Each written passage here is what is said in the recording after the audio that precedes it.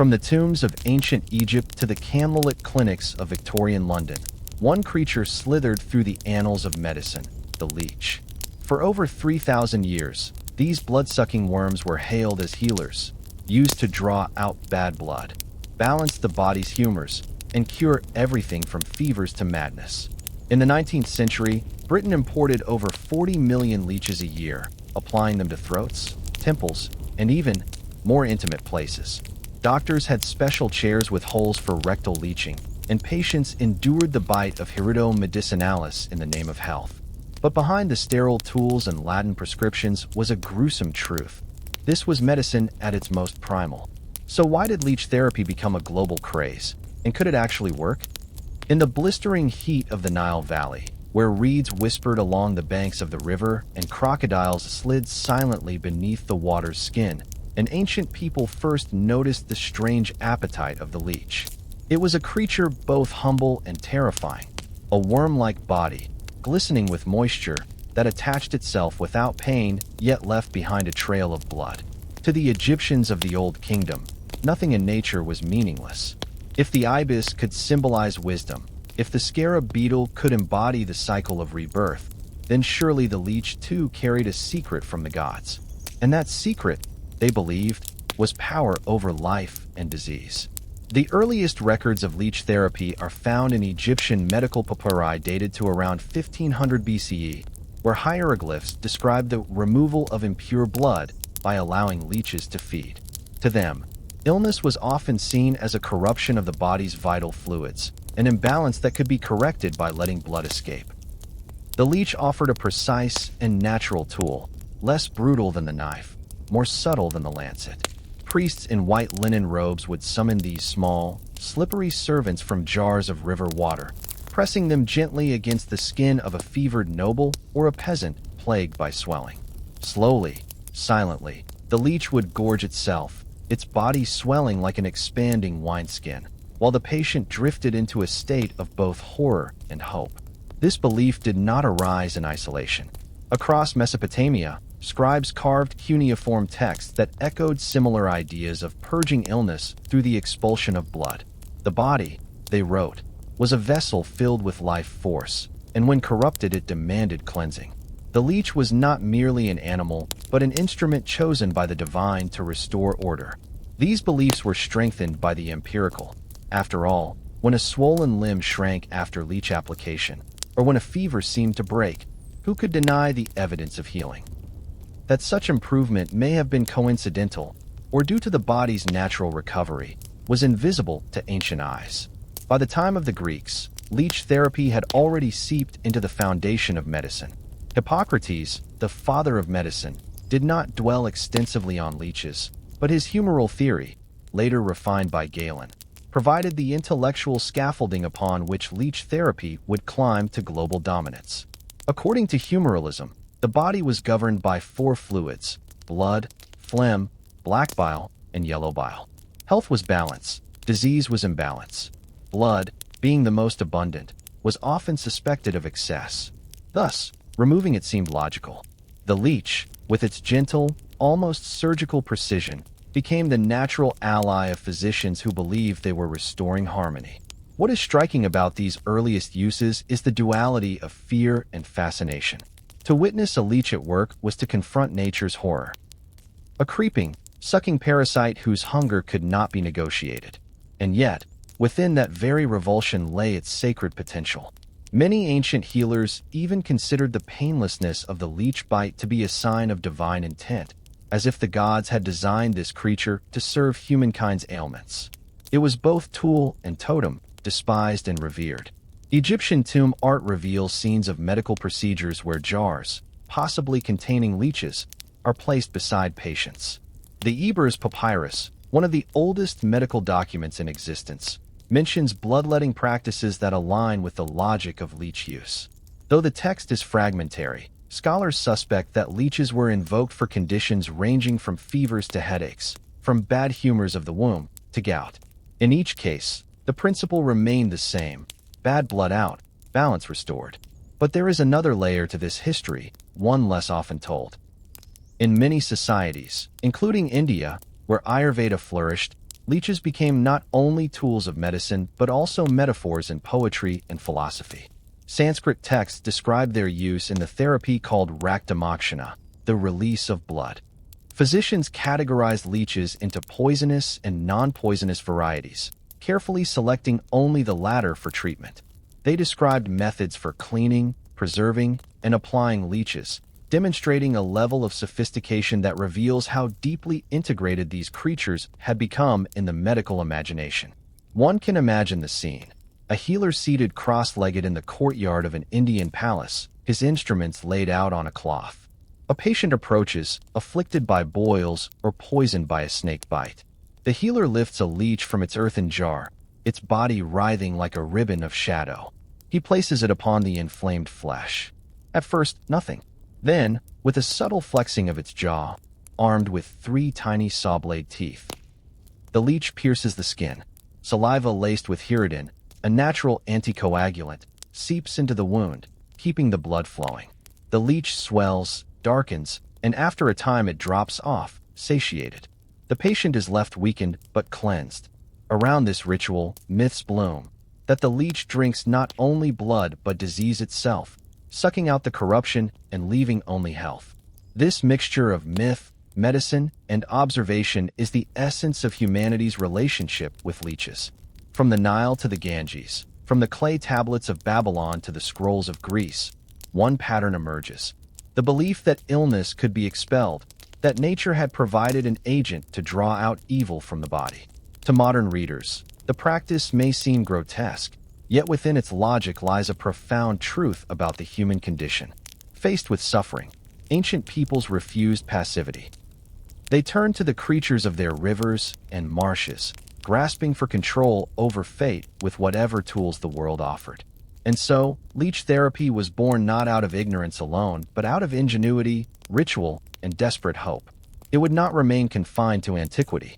In centuries to come, this small worm would journey across cultures and continents, becoming the emblem of medieval hospitals, the obsession of Renaissance physicians, and ultimately the fetish of Victorian medicine. Its story would swell and darken like the body of the leech itself, engorged with both blood and meaning. Thus, at the dawn of civilization, humanity entered into an uneasy pact with one of nature's most reviled creatures. The leech, in its silent hunger, promised relief.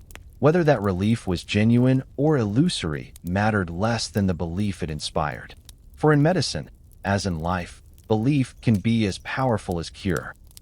The Nile's murky waters had yielded not only food and transport, but also a living instrument of healing, a worm that would accompany humankind on its long, terrifying journey through the history of blood.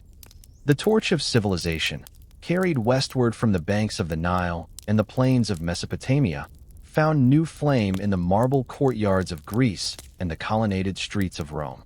Here, the leech did not merely survive as a tool of healing. It was refined into philosophy, framed by the logic of humors, and placed within the very heart of classical medicine. To the Greeks, whose inquiries into the workings of the human body laid the foundation for centuries of medical thought, illness was no longer the whim of angry gods alone. It was imbalance, disruption, disharmony.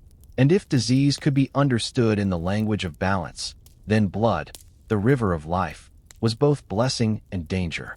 Too much of it, too little of it, or blood corrupted in quality could mean fever, pain, or madness. And who better to restore equilibrium than the leech?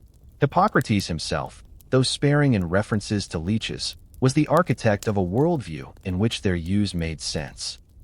His belief that the body contained 4 humors, blood, phlegm, yellow bile, and black bile, created a system in which remedies sought to re-establish harmony. Fever was heat, melancholy was cold. Excess blood created surfeit.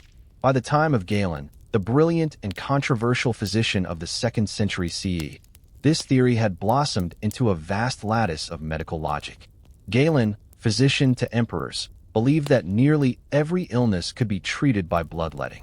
Sometimes the scalpel sufficed, but leeches provided a subtler, more controlled means of drawing off blood. He recommended their use for headaches, fevers, gout, even disturbances of the womb. To a Galenic physician, The leech was not a parasite, but an instrument, a living scalpel guided by the hand of nature itself. Greek medical texts, preserved and expanded upon in Roman times, catalog methods for applying leeches.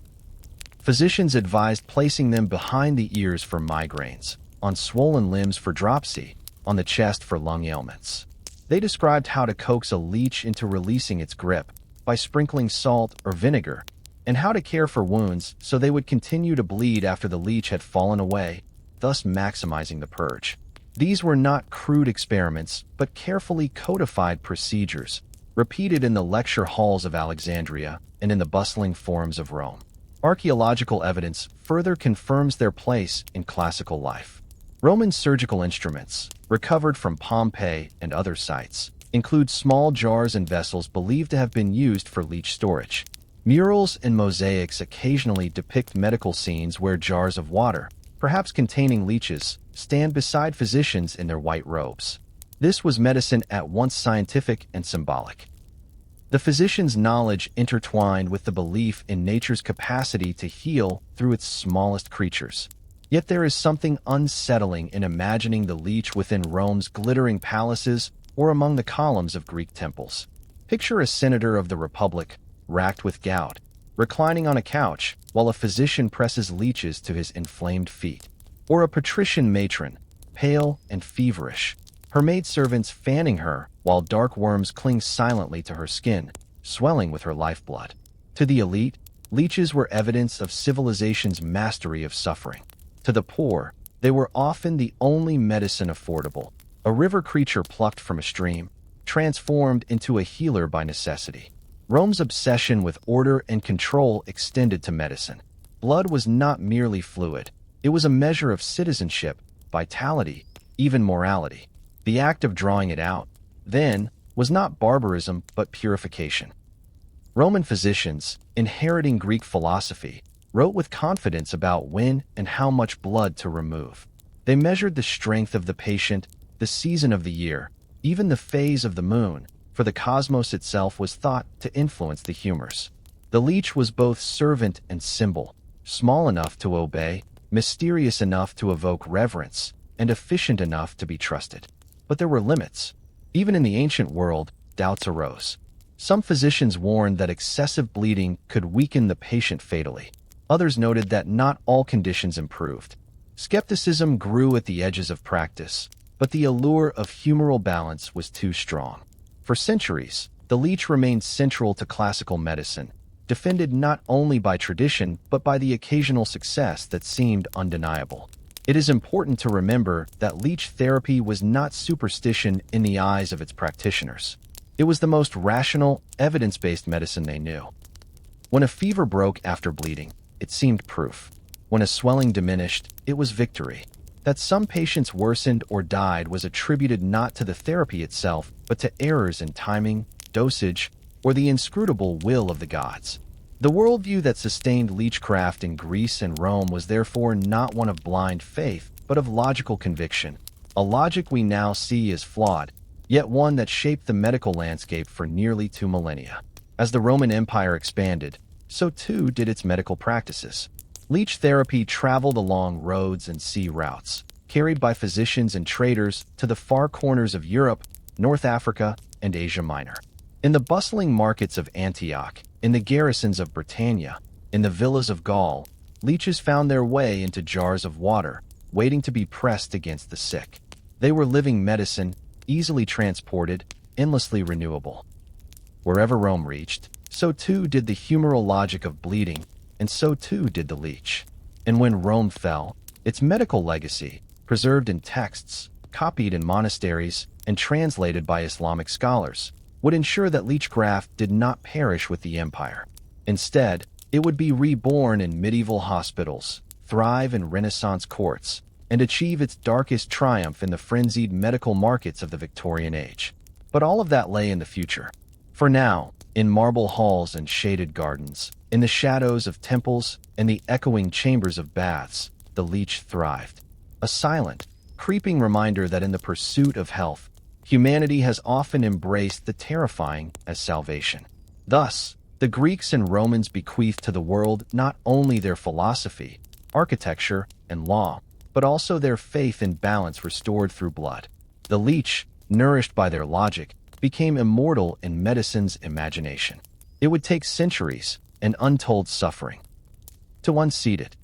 When the last echoes of Rome crumbled into dust, it was not Europe that immediately carried forward the torch of medicine, but the scholars of the Islamic Golden Age. In the great libraries of Baghdad, Damascus, and Cordoba, knowledge of the ancients was not only preserved but expanded. Texts of Hippocrates and Galen were translated into Arabic, studied with fervor, and fused with insights from Persia, India, and beyond. Among the many remedies passed down through parchment and memory, leech therapy occupied a strange and enduring position. Humble in origin, yet so deeply embedded in the logic of humoral medicine that it could not be discarded. Islamic physicians, inheritors of Greek rationalism yet innovators in their own right, viewed the leech as a legitimate tool within a broader framework of balance and purification. The great Persian polymath Avicenna, Ibn Sina, in his monumental canon of medicine, devoted entire passages to the uses of leeches. He described how they could draw out impure blood without the shock of the lancet, and he cataloged the conditions in which they might be most useful: fevers, inflammations, skin diseases, and even certain nervous disorders. Avicenna stressed careful selection of leech species, echoing earlier Ayurvedic teachings that warned against poisonous varieties. His clinical descriptions reveal not superstition but precise observation.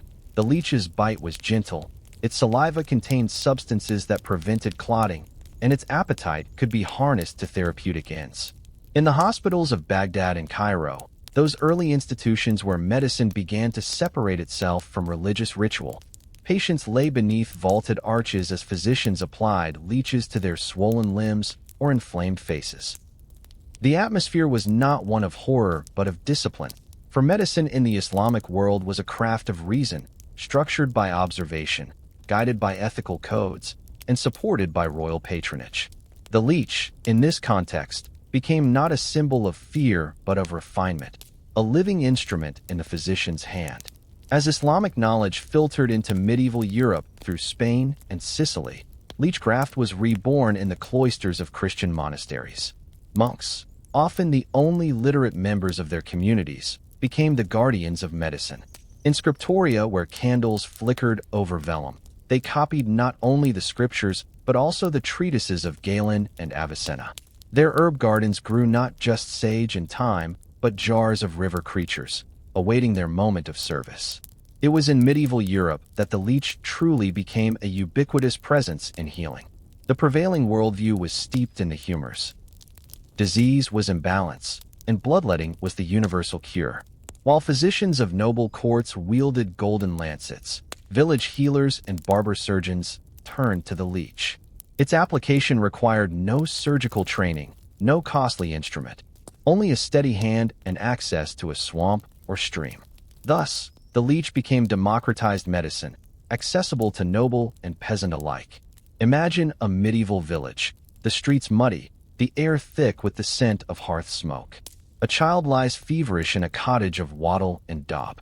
The healer arrives, carrying a wooden box of leeches gathered from nearby marshes. She places one on the child's temple, another behind the ear. The worms attach silently, their bodies lengthening as they drink. To the anxious parents, this is not grotesque, but hopeful. The very sight of the leech swelling is proof that the bad blood is leaving, that nature's corruption is being drawn away. Whether the child recovers or not, the ritual itself provides comfort, a sense that suffering has been met with action. In great cities, too, leeches were everywhere. In the halls of Paris's Hôtel Dieu, one of Europe's oldest hospitals, they were applied to patients in endless cycles. Records show that certain wards consumed thousands of leeches each year. Surgeons carried them in clay pots, physicians prescribed them in detailed regimens, and apothecaries sold them alongside herbs and powders. For epilepsy, leeches behind the ears. For hemorrhoids, leeches on the rectum.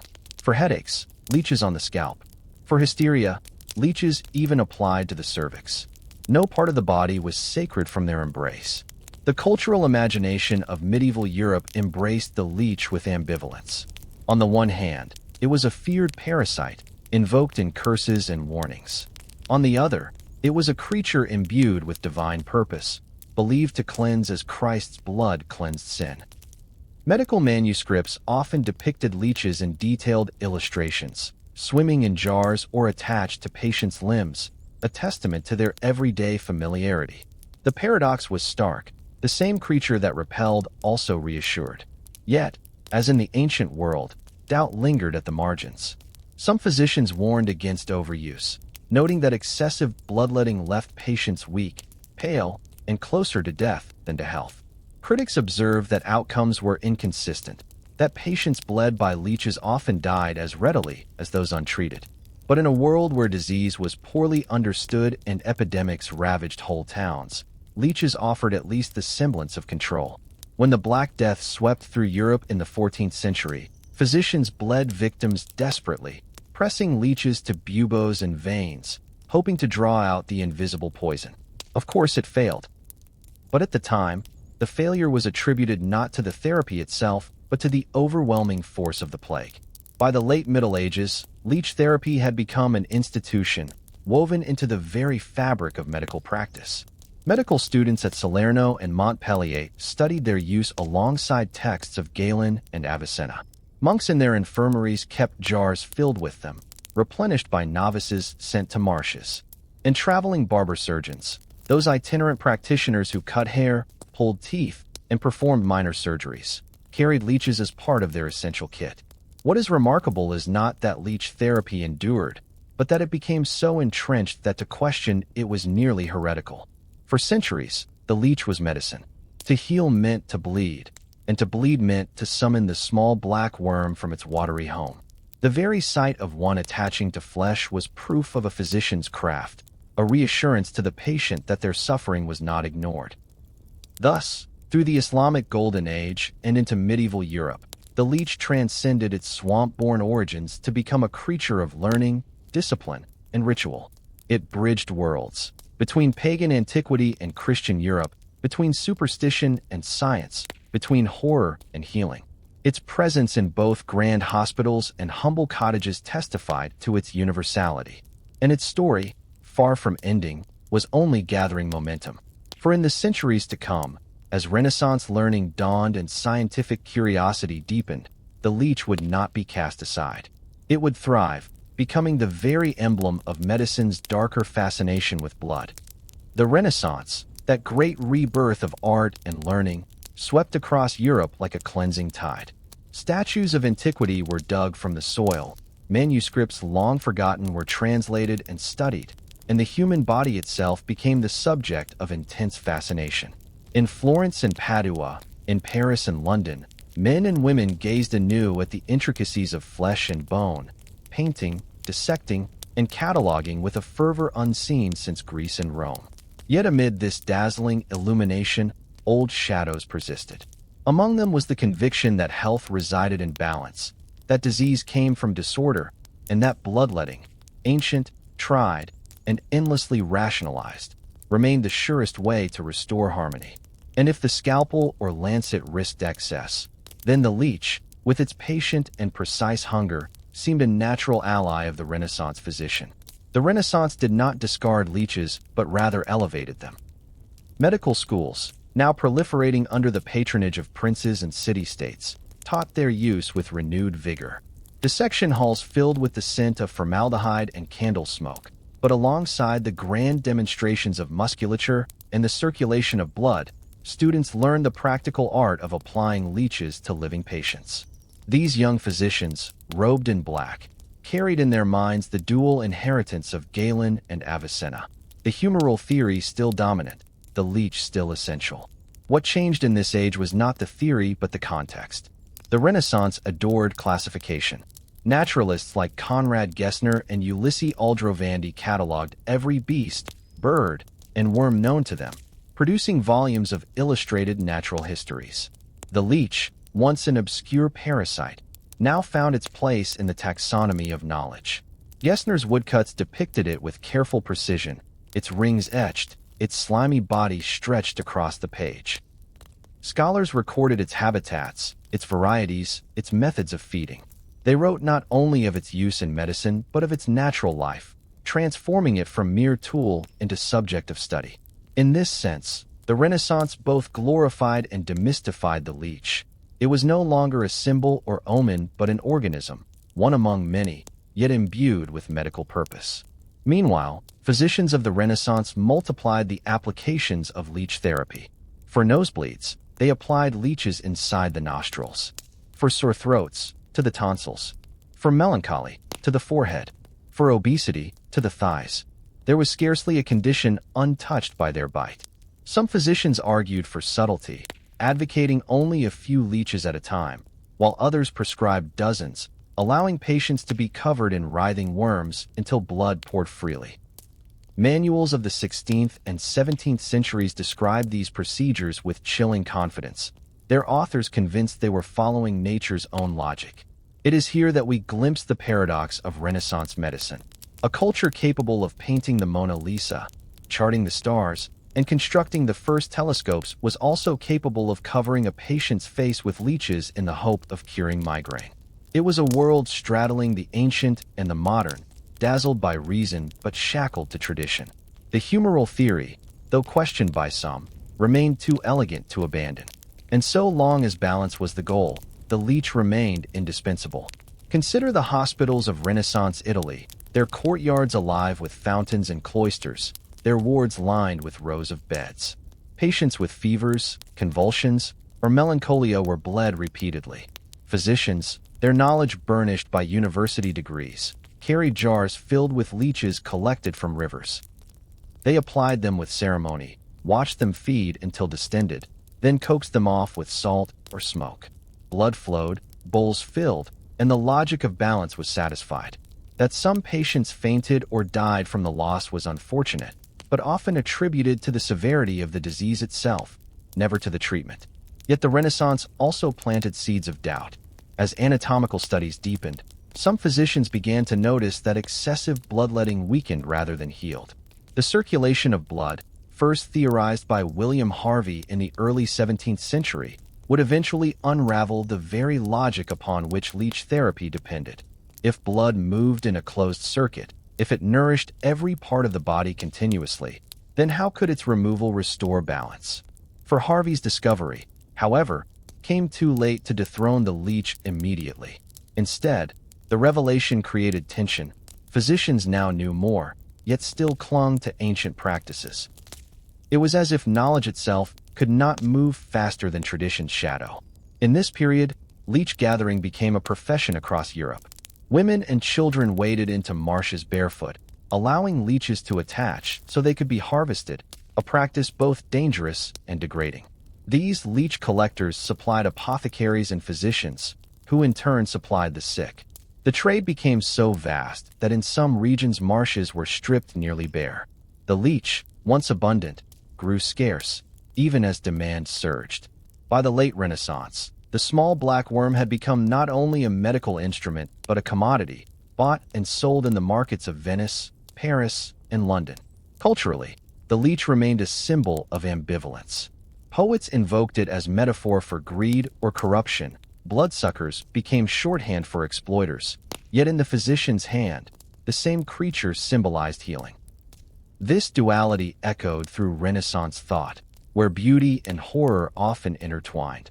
In anatomical drawings where skin was peeled to reveal muscle, in paintings where saints endured martyrdom, and in the quiet persistence of leeches as agents of cure. The Renaissance also marked the beginning of leech therapy's global journey. As European ships crossed oceans, carrying missionaries, merchants, and soldiers, they also carried jars of leeches. In the Americas, Africa, and Asia, colonists introduced them to new lands, transplanting the practice alongside European medicine.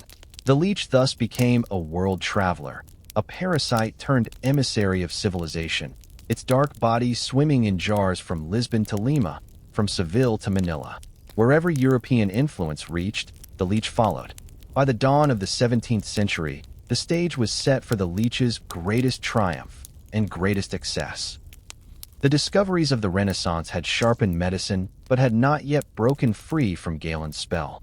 Physicians, armed with anatomy and natural history, still turned to leeches as their most reliable companions. The worm had survived pharaohs, emperors, and monks. Now it stood ready to thrive in an age of exploration, empire, and, eventually, scientific revolution. The Renaissance is often remembered for its art, its architecture, its philosophy of human dignity. But hidden beneath the canvases of Raphael and the domes of Brunelleschi is another legacy. The image of a patient reclining beneath a vaulted ceiling, his face pale, his arm extended, while leeches, glistening and silent, drink his blood in the name of balance. It is a reminder that progress is never linear, that enlightenment often coexists with darkness, and that humanity's search for health has always demanded uneasy bargains with the natural world. Thus, as Europe stepped into modernity, the leech remained firmly at its side. Ancient, grotesque, indispensable.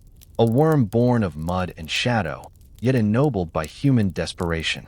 The Renaissance, for all its brilliance, could not free itself from the ancient hunger for balance, and so it continued to place faith in the silent parasite of the marsh. By the 17th and 18th centuries, Europe had entered a new age. Empires stretched across oceans, coffee houses buzzed with debate, and scientific societies sprouted in cities from London to Amsterdam. Yet, even as telescopes revealed moons orbiting Jupiter and microscopes uncovered hidden worlds in droplets of water, the practice of bloodletting, and with it, the humble leech, tightened its grip on medicine.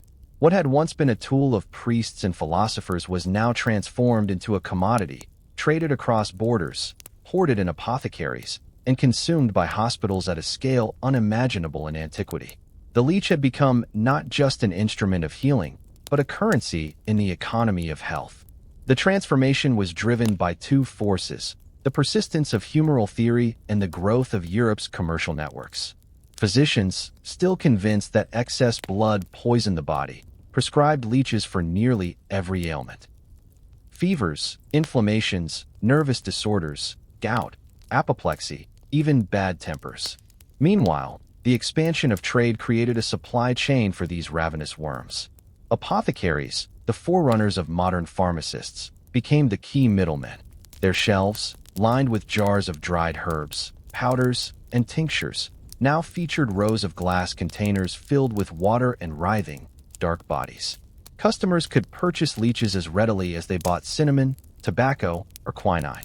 Leech collecting itself became a recognized profession, especially in the marshlands of Ireland, France, Germany, and Scandinavia. Men, women, and even children waded barefoot into shallow waters, letting leeches attach to their legs so they could be plucked off by hand. The work was grueling and dangerous. Collectors risked infections, blood loss, and in some cases death from excessive bleeding. Yet the trade was lucrative enough to persist, and rural communities often depended on it as a source of income.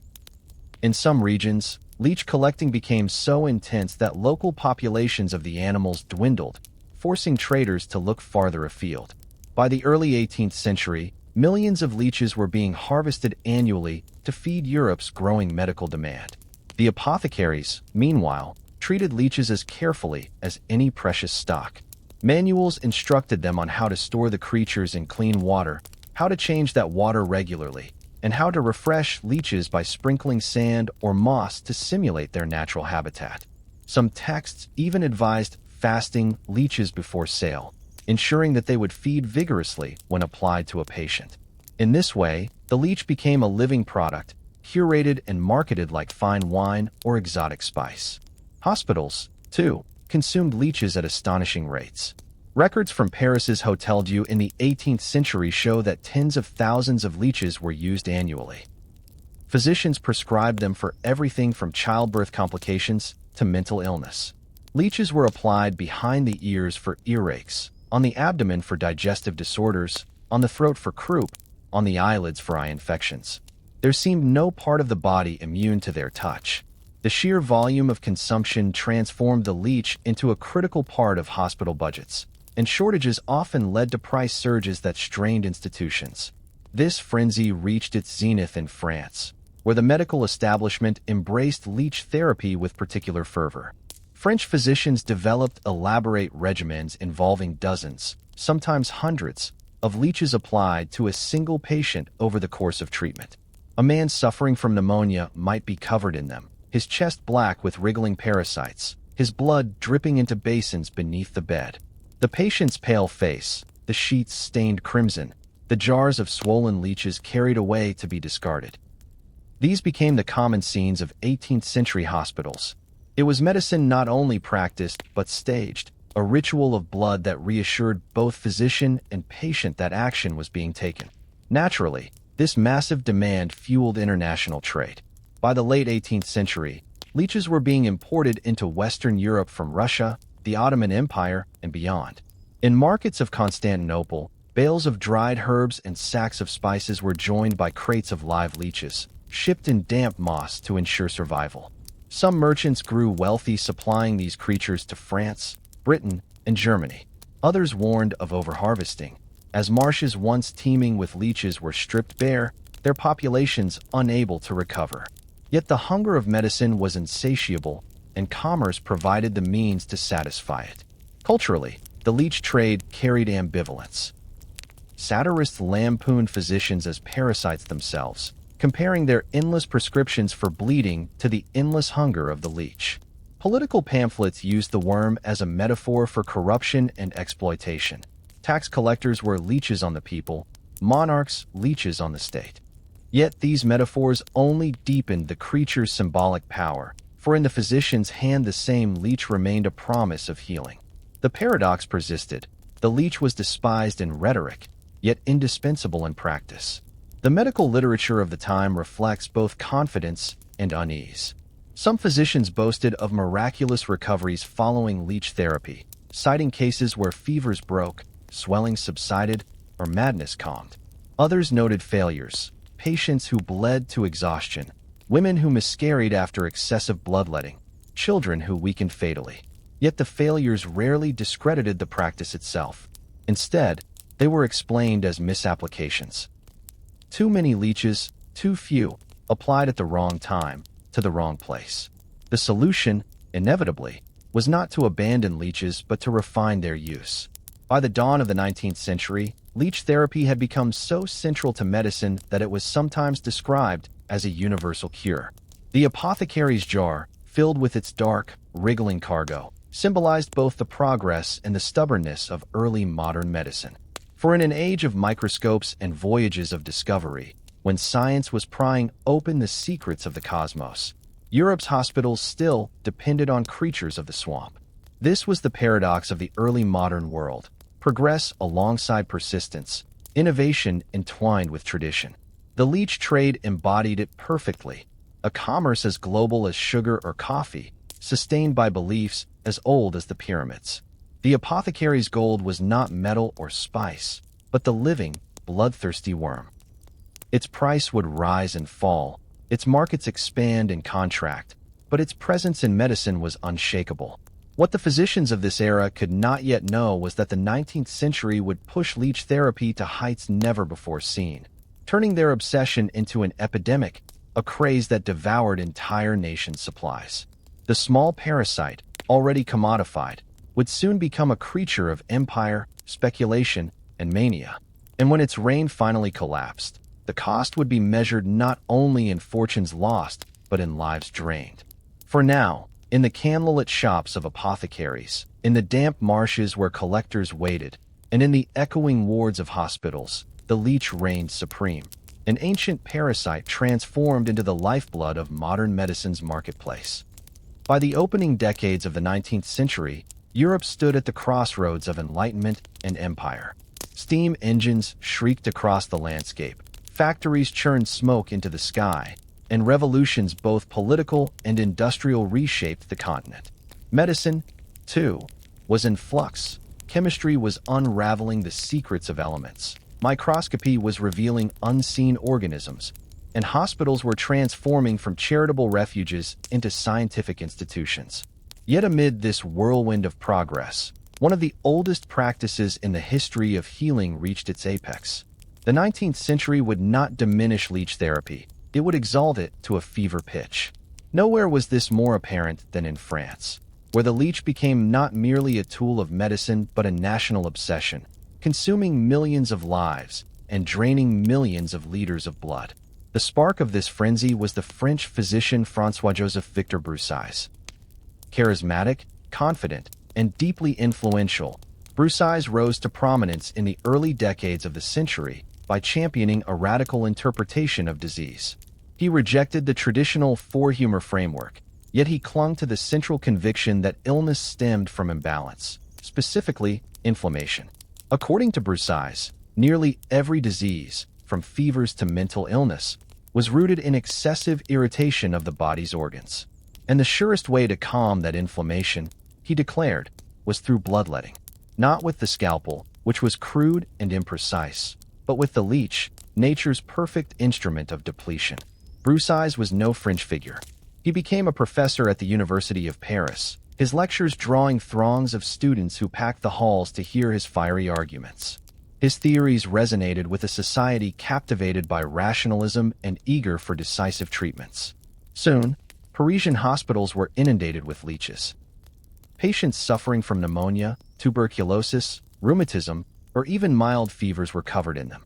Sometimes dozens at once, sometimes hundreds. Whole bodies were darkened by writhing masses, the sheets stained crimson as leeches gorged themselves to bursting. The scenes were as grotesque as they were common. Statistics reveal the staggering scale. By the 1830s, France was importing more than 40 million leeches annually, with Paris alone consuming upwards of 5 million each year. Apothecaries struggled to keep up with demand.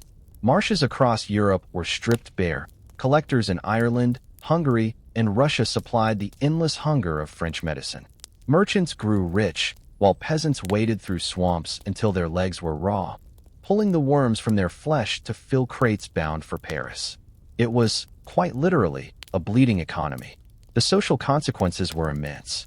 Leeches became so central to French medicine that shortages caused panic. The price of leeches rose dramatically, and black markets emerged. Smugglers transported barrels of leeches across borders, while governments debated restrictions to protect dwindling populations. In some areas, the leech was declared a protected resource, with harvesting carefully regulated, a remarkable status for a creature once considered vermin. The medical culture of the time reflected both enthusiasm and cruelty. Broussais's disciples applied leeches with an almost religious zeal, convinced that draining blood could cure nearly anything. For children with fevers, leeches were placed behind the ears. For women with menstrual irregularities, on the thighs or cervix. For men suffering from melancholy, directly on the temples. There was no part of the body exempt. The patient's suffering, the weakness, dizziness, pallor, was interpreted as evidence of purification, proof that the treatment was working. Yet cracks soon appeared in this edifice of confidence. Critics began to notice that patients bled by leeches often grew weaker, their recoveries delayed or derailed. Some died outright, their strength drained by repeated applications. The case of one young Parisian woman, bled with more than 100 leeches in a single week, became infamous after she perished. Still, Broussais and his followers persisted, attributing failures not to the therapy itself, but to improper dosage or untimely application. In their logic, if bleeding did not cure, it was because the body had not been bled enough. The obsession spread beyond France. Across Europe, physicians adopted the leech craze, though none with the same fervor. In Britain, Germany, and Italy, hospitals consumed millions each year. The worms became so integral to practice that medical students were trained in their handling as carefully as in anatomy or surgery. For ordinary people, the sight of leech jars and apothecary windows became a familiar reassurance that medicine was within reach. But the sheer scale of use was unsustainable. By the mid-19th century, natural leech populations across Europe had been devastated. Rivers and marshes once thick with their slippery bodies were now barren. Collectors had to travel farther, their labor more dangerous, their rewards diminished. This scarcity fueled rising costs, and the leech famine became a genuine crisis for European medicine. At the same time, medical science itself was shifting. New disciplines, pathology, bacteriology, pharmacology, were challenging old dogmas. Physicians like Pierre Louis in France began advocating for empirical studies, questioning whether bloodletting truly produced benefits. Data collected from hospitals suggested that outcomes for patients bled with leeches were no better, and often worse, than for those left unbled. The critique was devastating. Slowly, the tide began to turn. By the latter half of the 19th century, the craze had begun to collapse under the weight of evidence, though remnants persisted in conservative practice. The legacy of this period is complex. On one hand, it represents the darkest excess of leech therapy, a time when millions of people were drained to the brink of death in the name of science. On the other, it reflects the human hunger for certainty, the desperate willingness to embrace even grotesque measures when faced with suffering. In the grand amphitheaters of Parisian hospitals, where rows of students watched as leeches were applied by the dozen, medicine revealed both its ambition and its blindness. Ambition to heal, blindness to harm. The leech craze of the 19th century was not simply a medical phenomenon, it was a cultural one. It embodied the paradox of progress, a society capable of railways and revolutions, yet still enthralled by a worm from the swamp. It demonstrated the power of charismatic authority, for Broussais' conviction carried more weight than data, and it revealed the dangers of excess, of mistaking quantity for cure and tradition for truth. By the dawn of the 20th century, the leech was in retreat. Its populations decimated, its reputation tarnished, its place in medicine diminished. Yet it did not vanish entirely. In quiet corners of practice, in certain hospitals, and among certain healers, the worm persisted, biding its time. The modern age would not destroy it, but transform it, resurrecting it not as superstition, but as science. For now, the story of the 19th century leech craze remains one of history's strangest chapters, an era when a nation of rationalists placed their faith not in the microscope or the scalpel, but in the silent hunger of a parasite. Millions suffered, millions bled, millions died. And still, in the jars of apothecaries, in the basins of hospitals, and in the swamps stripped bare, the leech thrived.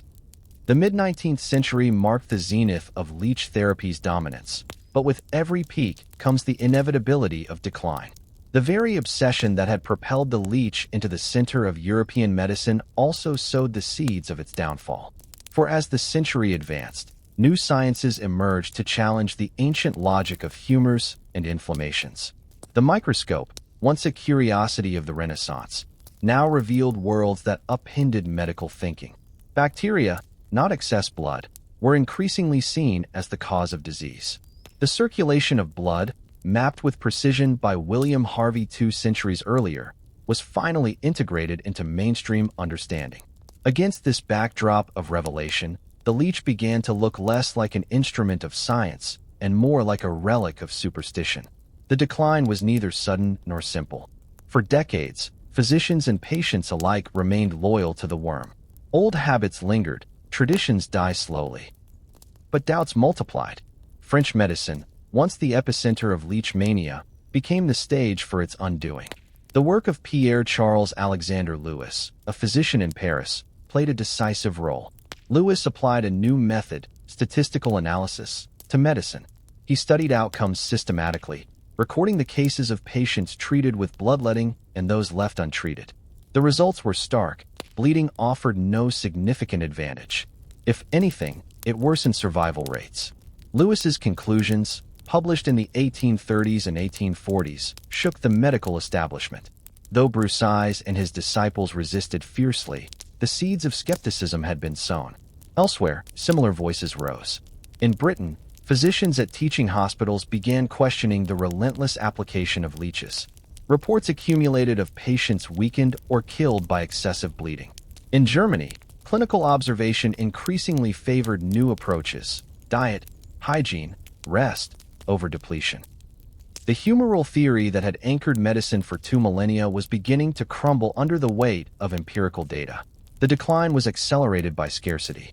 The leech craze of the early 19th century had devastated natural populations across Europe. Marshes once teeming with the creatures were barren. Governments enacted restrictions, but demand still outstripped supply. Prices soared, making leeches less accessible to ordinary patients. Hospitals faced shortages, and apothecaries, once eager vendors, now struggled to keep jars stocked. As scarcity rose and skepticism spread, the leech's aura of indispensability dimmed. At the same time, new tools were rising to take its place.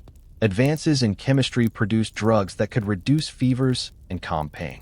Quinine, isolated from Peruvian bark, offered relief from malaria.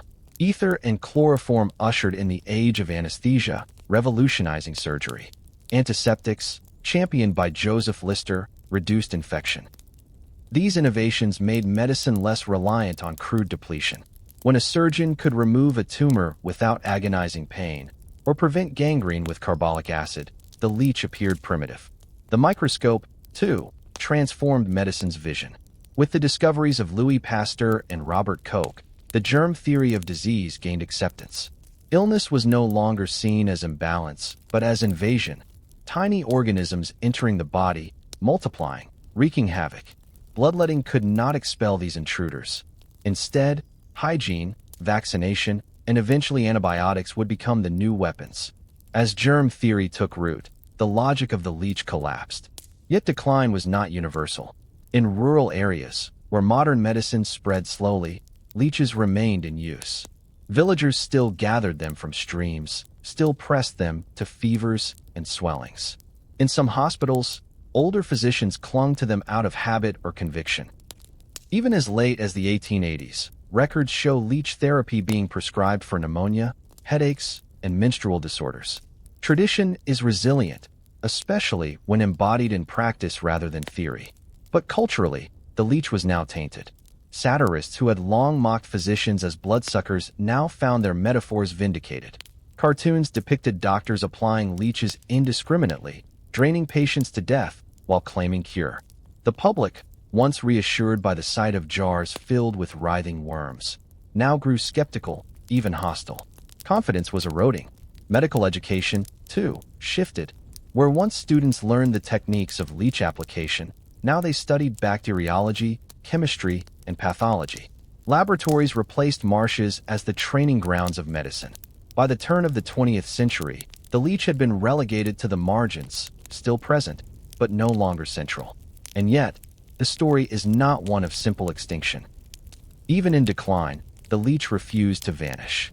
Its unique saliva, with its anticoagulant properties, intrigued researchers. Observant physicians noted that wounds left by leeches bled freely for hours, preventing clotting. Some suspected that the leech secreted a substance that might one day prove useful in surgery. The worm, dismissed as superstition, was quietly becoming an object of scientific curiosity. The decline of leech therapy in the late 19th century thus represents more than the fall of a medical practice. It embodies a profound shift in worldview. From humors to microbes, from tradition to data, from ritual to science. For centuries, the leech had symbolized humanity's determination to act against disease, even at the cost of grotesque methods. Now it symbolized the limits of tradition, the dangers of excess, and the necessity of skepticism. Consider the irony. In the same decades when Pasteur was proving that germs caused infection, French peasants were still wading into swamps to harvest leeches for Parisian hospitals. In the same years when Koch identified the bacillus of tuberculosis, patients were still being bled for their coughs. Medicine advanced unevenly, with brilliance and blindness coexisting. The decline of the leech was not a clean break, but a gradual erosion, a fading of faith rather than an abrupt abandonment. By the final decades of the century, the leech had lost its throne. The craze that once consumed millions annually was over. The jars of apothecaries, once alive with movement, now stood empty or forgotten. The collectors, once essential, now turned to other trades. The leech itself retreated into the shadows, surviving in ponds and rivers. Its role in human affairs diminished, but not extinguished. And yet, history rarely closes its doors completely. Though the leech seemed consigned to the past, whispers of its utility persisted. A few surgeons, intrigued by its anticoagulant bite, kept experimenting. Some healers, bound to tradition, never abandoned it. The leech waited, silent and patient, as it always had, for the moment when science might rediscover what superstition had glimpsed. The fall of leech therapy in the late 19th century was not simply the end of an era. It was the beginning of transition, from parasite to pharmaceutical, from medieval instrument to modern tool. Its reputation had been bled nearly dry, but its story was not finished. As the 19th century waned and modern science asserted itself with newfound confidence, the leech seemed destined for extinction in medicine. In university lecture halls, professors now spoke of germs and sanitation rather than humors and bleeding. In the laboratories of Europe, scientists peered into microscopes and uncovered a microbial universe invisible to generations before them. And yet, outside the cities, far from the polished corridors of academic hospitals, the old ways endured. The leech did not disappear. It retreated into the shadows, finding refuge in folk medicine, rural healing, and the stubborn resilience of tradition. In the countryside of Ireland, Germany, Russia, and the Balkans, leech therapy remained common well into the 20th century. Villagers, suspicious of city doctors and lacking access to modern hospitals, turned to remedies that had been practiced for centuries. Local healers, midwives, and wise women applied leeches as naturally as they brewed herbal teas or set bones. To them, the decline of leechcraft in cities mattered little. What mattered was what they had seen: swollen limbs that eased after a bleeding, headaches that seemed to fade, fevers that sometimes broke. Whether by coincidence or placebo, these experiences sustained belief. Consider a Russian peasant village in the late 1800s. A farmer returns from the fields with a swollen leg, likely from infection or injury. The village healer reaches for a clay jar filled with leeches collected from a nearby pond. She presses 2 of them against the man's leg. Slowly, they attach, their bodies swelling as they draw blood. The sight is familiar, almost comforting. No microscope, no hospital, no antiseptic exists in this world. Only the continuity of custom. When the swelling recedes, the leech is remembered as helper, not parasite. In parts of Eastern Europe, leech use even became formalized in folk tradition. In Hungary and Poland, peasants spoke of the bloodworm doctor, a healer who specialized in collecting and applying leeches. In the Balkans, leeches were used to treat everything from toothaches to childbirth complications. Oral traditions preserved their role, passing knowledge from grandmother to granddaughter. In some regions, children were taught how to collect leeches by wading into streams, the small creatures clinging to their legs before being carefully plucked into jars. It was an inheritance of necessity, born of poverty and isolation. Even in Western Europe, where medical skepticism had taken hold, rural persistence endured. In the Scottish Highlands, physicians recorded the use of leeches in remote communities well into the early 1900s. In France, country apothecaries continued to sell them long after urban hospitals had abandoned their use. In Germany, folk healers combined leeches with herbal remedies, weaving them into a tapestry of traditional cures. The practice, though diminished, survived in the cracks of modernity. Part of this persistence lay in accessibility. Leeches were free for those who knew where to find them. Marshes and streams provided an endless supply, at least before industrial drainage and overharvesting reduced their numbers.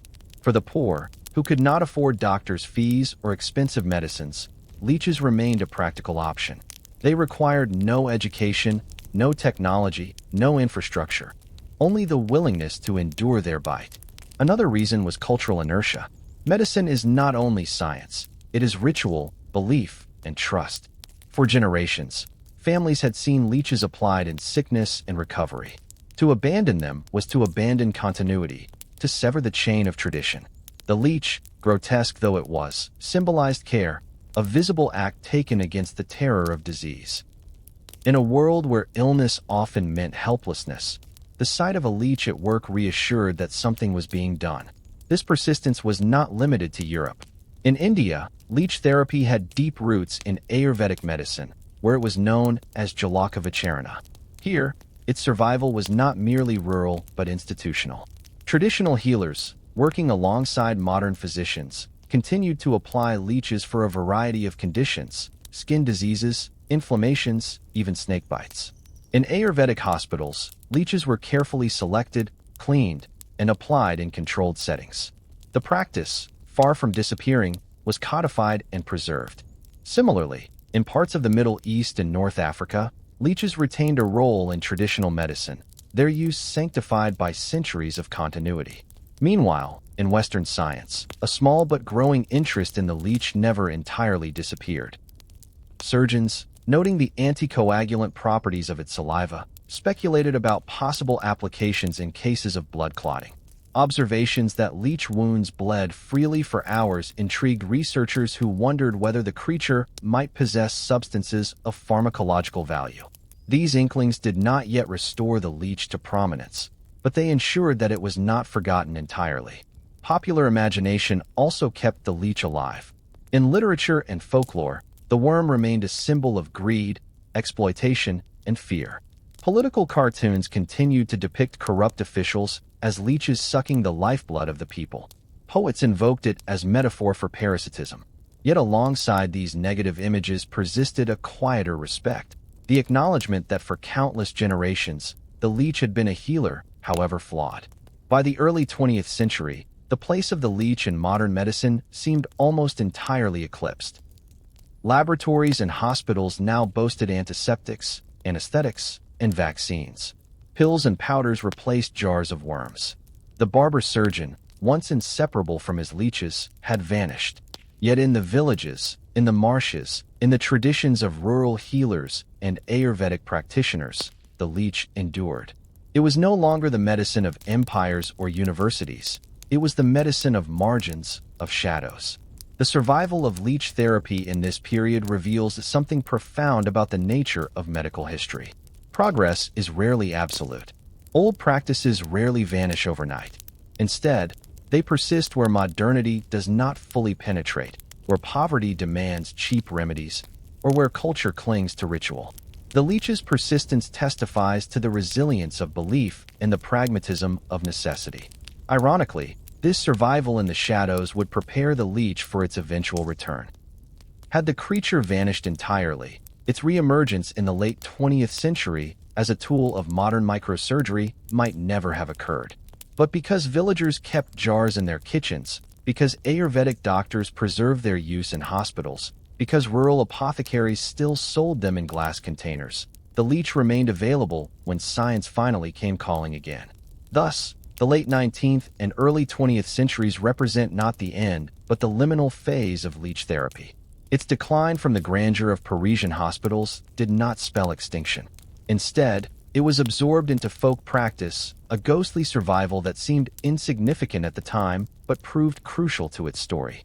The leech waited, hidden in marshes and jars, a relic of superstition to some, a trusted helper to others.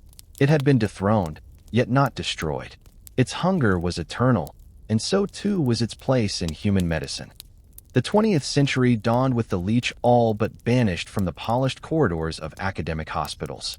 Surgeons now trusted scalpels over swamps, and bacteriologists spoke of invisible germs with the authority once reserved for humors.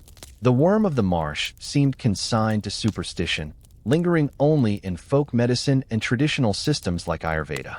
Yet history has a way of reviving what it appears to bury. The leech, patient as ever, lay in waiting. And when the moment came, it was not the philosophy of humors that summoned it back, but the precision of science. The rediscovery began in laboratories, not apothecaries. In the early decades of the century, researchers studying the leech's saliva isolated a remarkable substance. They named it hirutin, derived from Hirudo medicinalis, the European medicinal leech. Hirutin proved to be a powerful anticoagulant, preventing blood from clotting by inhibiting the action of thrombin. What ancient physicians had observed empirically, the way a wound bled freely for hours after a leech bite, now had a biochemical explanation. The worm was not merely a parasite but a pharmacy, carrying within its saliva compounds that modern science could harness. This revelation shifted perception. No longer was the leech a symbol of outdated superstition. It became an object of pharmacological curiosity. Laboratories experimented with extracting hirutin for therapeutic use. Though early attempts faced challenges, purifying and stabilizing the compound proved difficult. The idea was revolutionary. For centuries, leeches had been used to remove bad blood. Now science showed that they secreted a chemical that could prevent clotting, a property of immense value in surgery and medicine. The timing was fortuitous. By mid-century, advances in microsurgery created new challenges. Surgeons could now reattach severed fingers, ears, or even entire limbs, but they faced a critical obstacle: venous congestion. When arteries were repaired, blood flowed into the reattached tissue, but veins, often smaller and more fragile, proved harder to reconnect. Without proper drainage, blood pooled, tissues swelled, and grafts failed. Here, the leech returned as savior.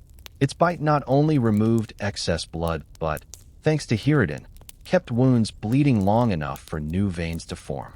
The parasite of old became the ally of precision surgery.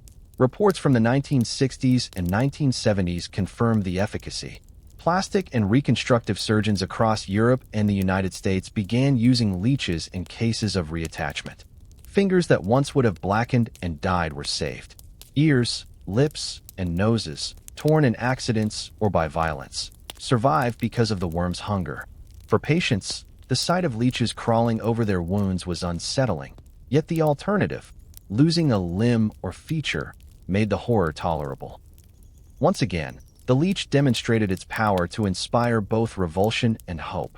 This medical renaissance was supported by a growing body of biochemical research. Scientists identified not only Hirudin, but also a suite of other compounds in leech saliva: anesthetics that dulled the pain of the bite, vasodilators that encouraged blood flow, and enzymes that broke down clots. The leech, once dismissed as primitive, now appeared as a complex biochemical factory, evolved over millions of years to feed undetected. Evolution had designed it as parasite, but medicine could repurpose it as partner. The revival spread globally. In Russia and Eastern Europe, where leech therapy had never fully disappeared, state-supported institutes began breeding leeches on an industrial scale. Laboratories studied their pharmacological properties while hospitals integrated their use into microsurgical protocols.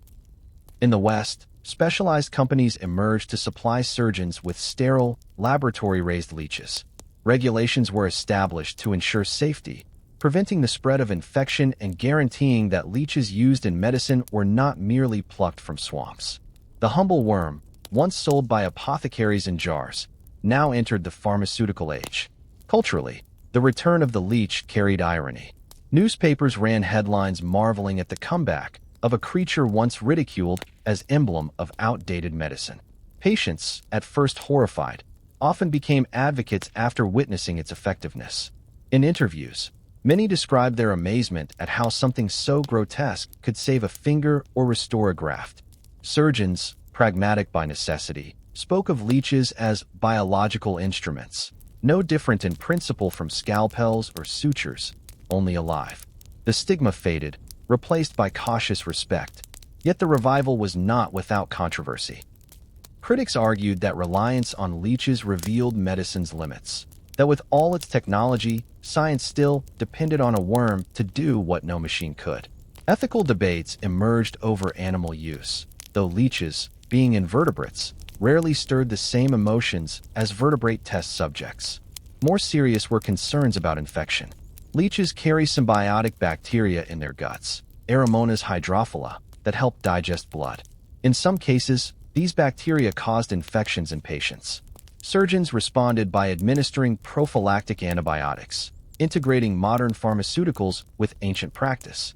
The partnership between leech and medicine was thus imperfect, but manageable. The rediscovery of the leech in the 20th century reflects a larger pattern in medical history: the cycle of rejection and return. Practices once dismissed as superstition are sometimes validated under new paradigms. Acupuncture, once exotic, found its place in pain management. Herbal remedies, once dismissed, yielded active compounds like aspirin. The leech, too, returned from exile, not because of nostalgia, but because of necessity. Where technology faltered, its evolutionary design triumphed. By the late 20th century, leeches were officially recognized as medical devices in many countries. The U.S. Food and Drug Administration, in 2004, cleared them for use in reconstructive surgery and microsurgery. Hospitals kept them in sterile containers, ordering them from specialized suppliers. Patients who once would have lost limbs now retained them, thanks to the worm. The same creature that had been applied indiscriminately to fevers and melancholia in the 19th century was now used with surgical precision. The leech's revival also reinvigorated research into its saliva. Scientists explored synthetic production of hirudin, aiming to create drugs that replicated its anticoagulant power without requiring live animals. Such drugs found use in treating thrombosis and other clotting disorders.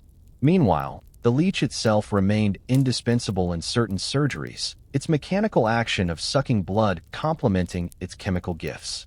The creature had become both tool and teacher, guiding pharmacology even as it worked at the patient's bedside. Thus, the leech entered the modern age not as a relic, but as a paradox, a parasite turned pharmaceutical partner, an emblem of superstition reborn as symbol of science. Its rediscovery reminds us that medicine is never linear. What is discarded in one era may be reclaimed in another, not in the same form, but transformed by new understanding. From the jars of medieval apothecaries to the sterile labs of modern suppliers, the journey of the leech reflects humanity's own oscillation between fear and faith, tradition and innovation.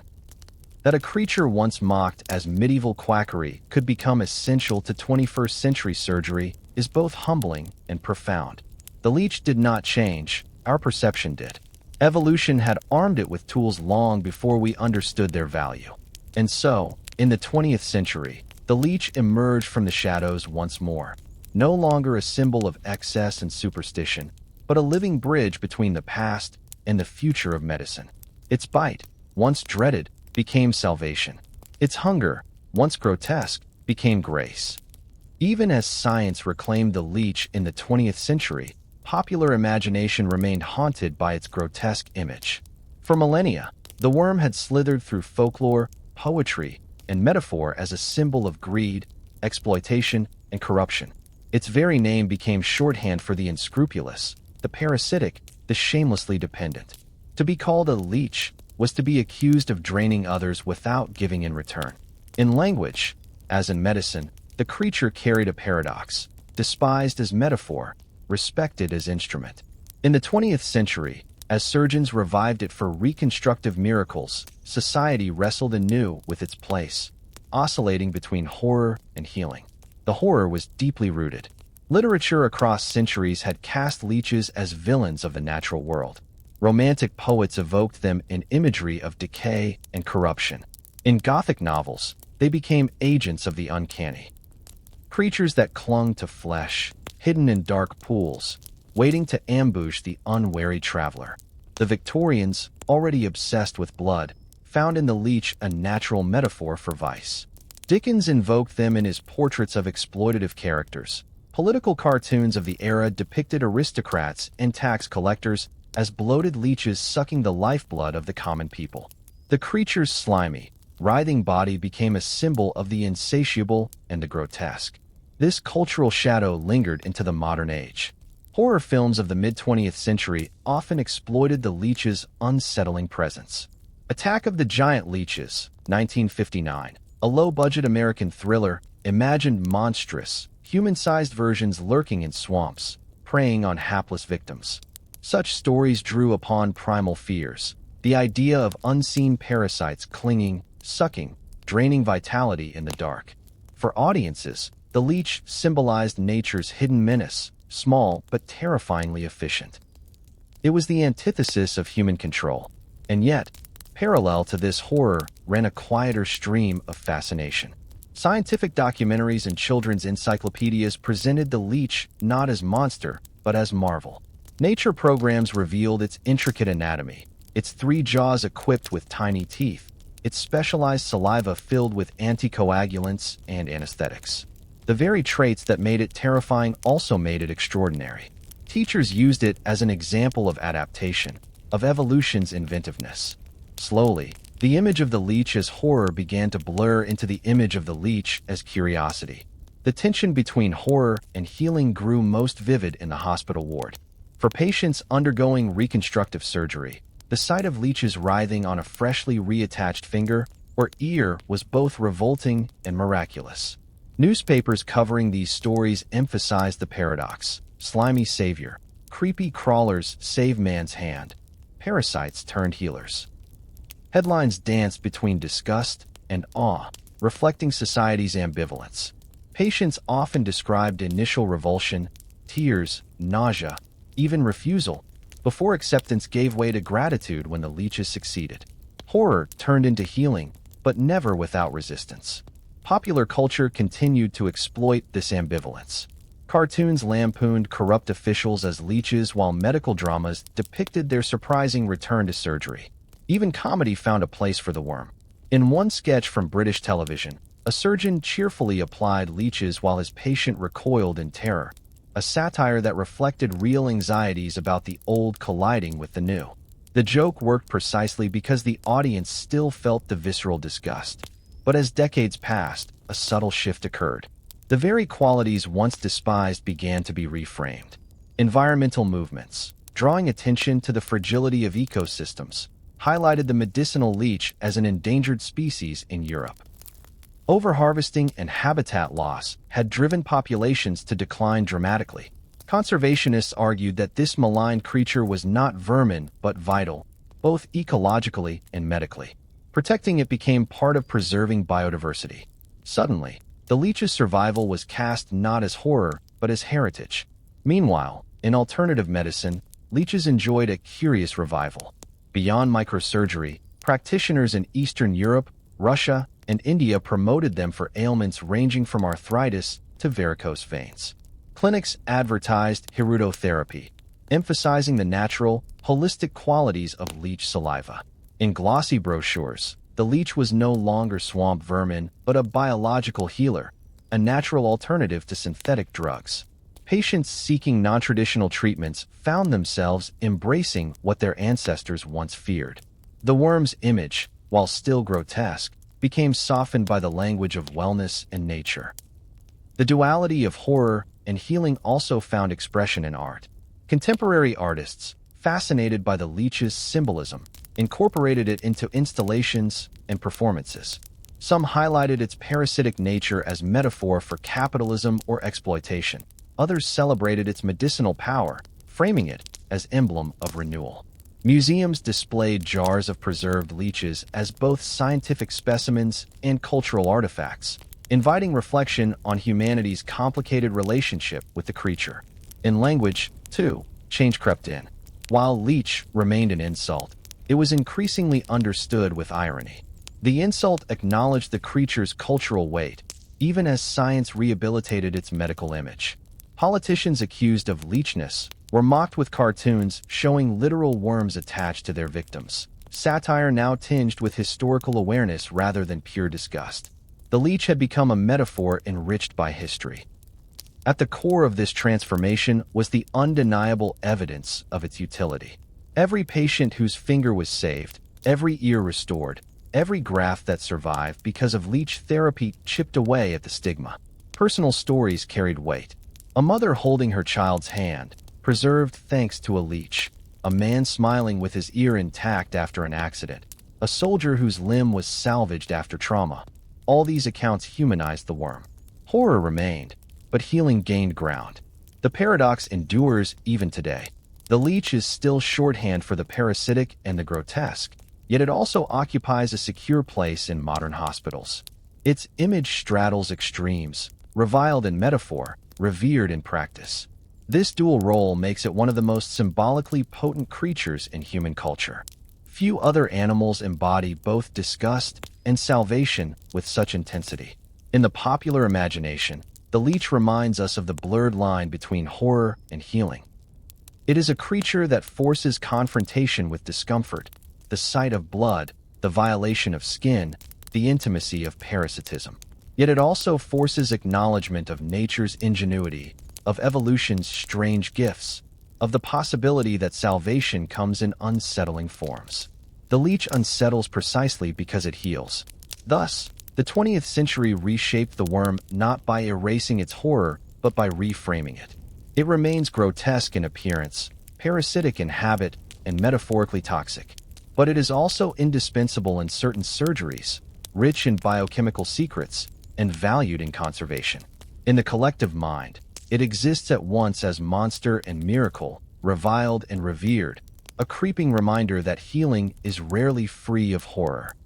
By the mid to late 20th century, As modern hospitals embraced leeches for microsurgery, another current began to flow parallel to mainstream science. Outside sterile wards and surgical theaters, a different movement was reawakening interest in the leech, not as a last resort of plastic surgeons, but as a holistic tool of healing.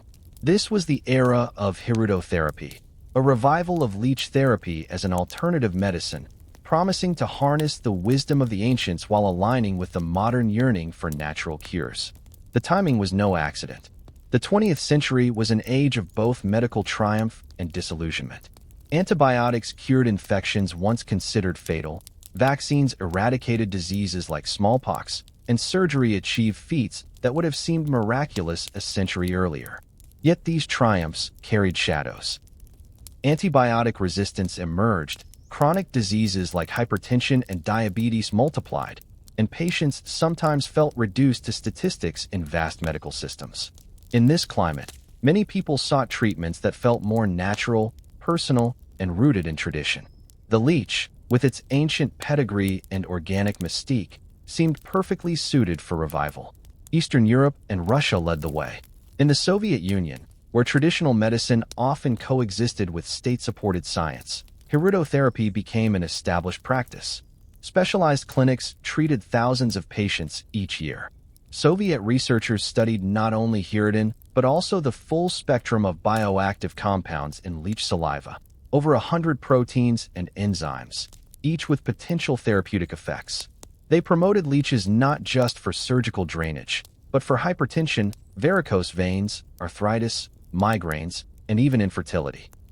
Patients sat in small rooms where nurses applied leeches to their skin with practiced hands, their jars stocked with farm-bred, hygienically maintained worms. For many, this was not fringe but respectable medicine integrated into healthcare. In India, hirudotherapy was preserved through Ayurveda, where it had been practiced for millennia. Known as Jalakavacharana, leech therapy was recommended for skin disorders, inflammations, and localized blood imbalances. In modern Ayurvedic colleges, students were trained in the careful selection and handling of leeches, distinguishing between medicinal and non-medicinal varieties. Patients continued to seek the treatment for chronic conditions, reassured by its continuity with ancient tradition. The sight of leeches feeding in an Ayurvedic hospital ward seemed less grotesque than symbolic, a link between past and present, between folk wisdom and living practice. In Western Europe and the United States, the revival was slower but striking. Beginning in the 1970s and 1980s, as interest in natural and complementary medicine grew, leech therapy found its way into alternative health clinics. Practitioners marketed it as a detoxification method, a way of balancing the body's energy by removing stagnant blood. Brochures promised relief from arthritis, improved circulation, rejuvenated skin, even weight loss. Patients drawn to acupuncture, herbal medicine, and yoga often encountered leech therapy as part of a holistic menu. The appeal lay partly in symbolism. Modern medicine, for all its brilliance, sometimes felt mechanical, impersonal, and dependent on synthetic chemicals. The leech, by contrast, was alive, natural, and ancient. Its use carried an aura of authenticity, as though by submitting to its bite, patients reconnected with the wisdom of their ancestors. Marketing materials leaned into this narrative, describing leeches as nature's physicians, their saliva as liquid gold. For some, the very horror of the leech became proof of its power. If it was unpleasant, it must be effective, a kind of ritual sacrifice in the pursuit of health. The alternative revival was not without controversy. Critics accused practitioners of exploiting desperate patients with pseudoscientific claims. Clinical evidence for many of the advertised benefits was limited, and some applications, such as for weight loss or detoxification, had little scientific support. Infections, though rare with proper care, remained a risk when leeches were handled outside professional contexts. Yet despite skepticism, demand grew. Celebrities and wellness influencers occasionally endorsed the practice, fueling public curiosity. Media coverage alternated between ridicule and fascination, portraying hirudotherapy as both bizarre and intriguing. Research continued to blur the line between alternative and mainstream. Studies confirmed that leech saliva contained a remarkable pharmacological arsenal. anticoagulants, anti-inflammatories, vasodilators, anesthetics, and enzymes that broke down fibrin and hyaluronic acid. Some scientists argued that these compounds could explain why patients with arthritis or varicose veins reported improvement. Others pointed out the placebo effect. The ritual itself, the act of submitting to an ancient therapy, might provide genuine relief through belief and expectation. In either case, the worm's bite was not empty superstition. Something was happening, even if not always what practitioners claimed. The 1990s and early 2000s saw further expansion. Clinics in Germany, Hungary, and Russia marketed hirudotherapy as a natural adjunct to conventional treatment. In the United States, where regulatory frameworks were stricter, leech use remained confined to surgical contexts, but alternative practitioners offered wellness leeching under various guises. Websites emerged, some scientific, others sensational, offering leeches by mail order for home use. Entrepreneurs established leech farms, supplying both hospitals and alternative markets. In one sense, this was a return to the apothecaries of old, only now framed by modern branding and global logistics. The persistence of hirudotherapy reflects a deeper cultural truth. Medicine is never only about science. It is about meaning, ritual, and identity. For many patients, especially those disillusioned with mainstream healthcare, the leech offered something medicine could not: intimacy with nature, continuity with the past, and a sense of personal empowerment. The act of placing a leech on the skin was more than a procedure.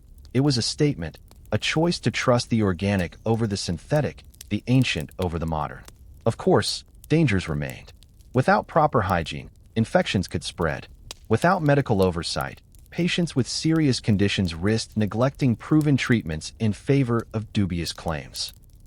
The World Health Organization and national health agencies urged caution, reminding the public that while leeches had legitimate surgical applications, many of the broader claims lacked sufficient evidence.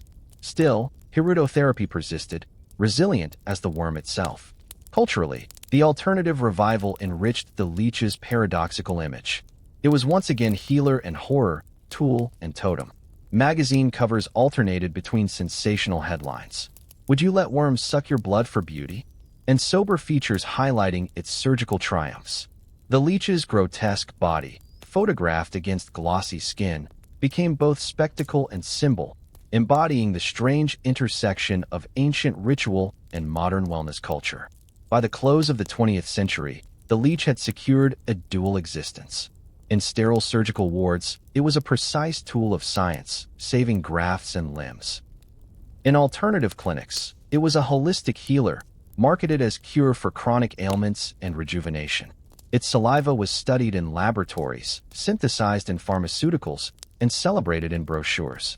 The worm had transcended its swamp-born stigma to become at once commodity, therapy, and metaphor. The rise of hirudotherapy in the modern era is not just the story of a treatment, but of humanity's restless search for healing. It reflects our longing to reconnect with nature, our skepticism of technology, and our willingness to embrace the grotesque in pursuit of health. That a creature once reviled as parasitic quackery could be reimagined as natural medicine reveals as much about us as it does about the worm. Thus, the 20th century did not merely rediscover the leech as surgical tool, it reimagined it as symbol of holistic healing. In the sterile ward and the folk clinic alike, the worm lived on, its hunger eternal, its place in medicine renewed. By the dawn of the 21st century, the leech had completed one of the most extraordinary journeys in medical history. From its swampy origins as a crude instrument of humoral bleeding to its elevation in Parisian hospitals during the 19th century craze, to its collapse under the weight of germ theory and skepticism, it had now re-emerged, not as superstition, but as precision. In modern surgery, the leech was no longer a universal panacea, but a highly specialized instrument, indispensable in moments when technology failed and biology triumphed. The heart of this renaissance lay in microsurgery. Advances in surgical technique during the 20th century had made it possible to reattach severed body parts and perform delicate grafts, but the problem of venous congestion remained. Arteries, with their thicker walls and stronger flow, were relatively easier to repair under the microscope. Veins, however, were fragile, numerous, and often too small for suturing. Without functional veins, blood flowed into reattached tissue but could not escape. The result was stagnation, swelling, and eventual necrosis. For decades, this bottleneck limited the success of reconstructive surgery. Enter the leech. Surgeons discovered that applying leeches to congested tissue provided a temporary drainage system until new venous channels formed. The leech's bite created a small wound through which blood continued to ooze for hours, sustained by anticoagulants in its saliva. This slow, steady bleeding relieved pressure, reduced swelling, and allowed delicate tissues to survive. In effect, the leech became a living bridge, buying time for the body's own healing mechanisms. Clinical reports abounded. Fingers severed in industrial accidents, ears torn in fights, noses lost in trauma. All found salvation through leech therapy. In one celebrated case, a child's nearly amputated ear was successfully reattached, not by sutures alone, but by the work of leeches applied to the congested tissue. Each worm fed silently for half an hour, then dropped off, engorged, leaving behind a wound that continued to bleed just enough to keep tissues alive. Surgeons who once scoffed at the practice became its advocates, convinced by outcomes too compelling to ignore. The application of leeches in surgery is anything but casual. Hospitals treat them as medical devices, ordering them from certified suppliers who raise them in sterile, controlled environments. Each leech is used once and then disposed of, preventing cross-contamination. Nurses trained in their application place them with forceps on precise sites, typically on congested flaps of skin, grafts, or reattached digits. The leech attaches quickly, secreting anesthetic compounds that render its bite nearly painless. Over the course of 20 to 40 minutes, it consumes several milliliters of blood before detaching. What follows is often more important than the feeding itself. Continuous bleeding from the wound for 6 to 12 hours, maintained by anticoagulants in the saliva. This prolonged drainage is what saves tissue. Modern medicine has also addressed the risks. Infections from symbiotic bacteria within the leech's gut, primarily Aeromonas hydrophila, once posed a serious threat. Today, prophylactic antibiotics are standard, ensuring that the worm's gift of anticoagulation is not accompanied by microbial harm. Hospitals monitor patients closely, balancing the benefits of bleeding with the dangers of anemia. The practice is thus a fusion of ancient biology and modern protocol, as reliant on pharmaceuticals as on the worm itself. The pharmacological interest in leeches extends beyond surgery. Scientists continue to study their saliva, isolating and synthesizing compounds with potential therapeutic uses. Pyridine, the most famous, inspired new classes of anticoagulant drugs. Other enzymes show promise in dissolving clots, reducing inflammation, and improving circulation. The leech itself, once seen as a crude instrument, is now viewed as a reservoir of biochemical innovation. In laboratories, its saliva is dissected molecule by molecule, its evolutionary adaptations mined for human benefit. Culturally, the image of leech therapy in modern hospitals remains striking. Photographs of patients with leeches attached to fingers or lips often provoke shudders in lay audiences. Yet these same images, to surgeons, represent triumph, the saving of tissue that would otherwise die. Patients, too, often move from initial revulsion to gratitude. "I never thought a worm could save my hand," one remarked after reconstructive surgery. Such stories underscore the paradox. The creature that once symbolized medical quackery is now a badge of medical ingenuity. The leech's re-entry into surgery also highlights an important lesson, that technology cannot replace all of nature's designs. Despite advances in synthetic drugs and surgical instruments, no machine yet replicates the dual function of the leech: mechanical removal of blood and biochemical prolongation of bleeding. Pumps and drains can remove blood, but they clog and require supervision. Anticoagulants can thin blood, but they act systemically, risking hemorrhage. The leech, evolved over millions of years to feed discreetly on blood, performs its task with elegance and precision unmatched by any human invention. This reliance on the worm is humbling. It forces medicine to acknowledge that progress is not always about abandoning the past. Sometimes, survival depends on revisiting old tools with new understanding. The leech embodies this humility. A creature once mocked as relic of superstition, now embraced as ally in cutting-edge surgery. Its very grotesqueness underscores the truth that healing often requires what is uncomfortable, even unsettling. Globally, the practice is standardized. In Europe, the United States, and Asia, certified leech farms breed millions each year for hospital use. Regulations classify them as medical devices, subject to oversight by agencies like the FDA. Hospitals store them in refrigerators filled with dechlorinated water, labeled and cataloged like pharmaceuticals. When needed, they are brought to the operating room, applied with clinical precision, and documented in patient charts. What was once folk ritual is now institutional protocol, complete with billing codes and insurance coverage.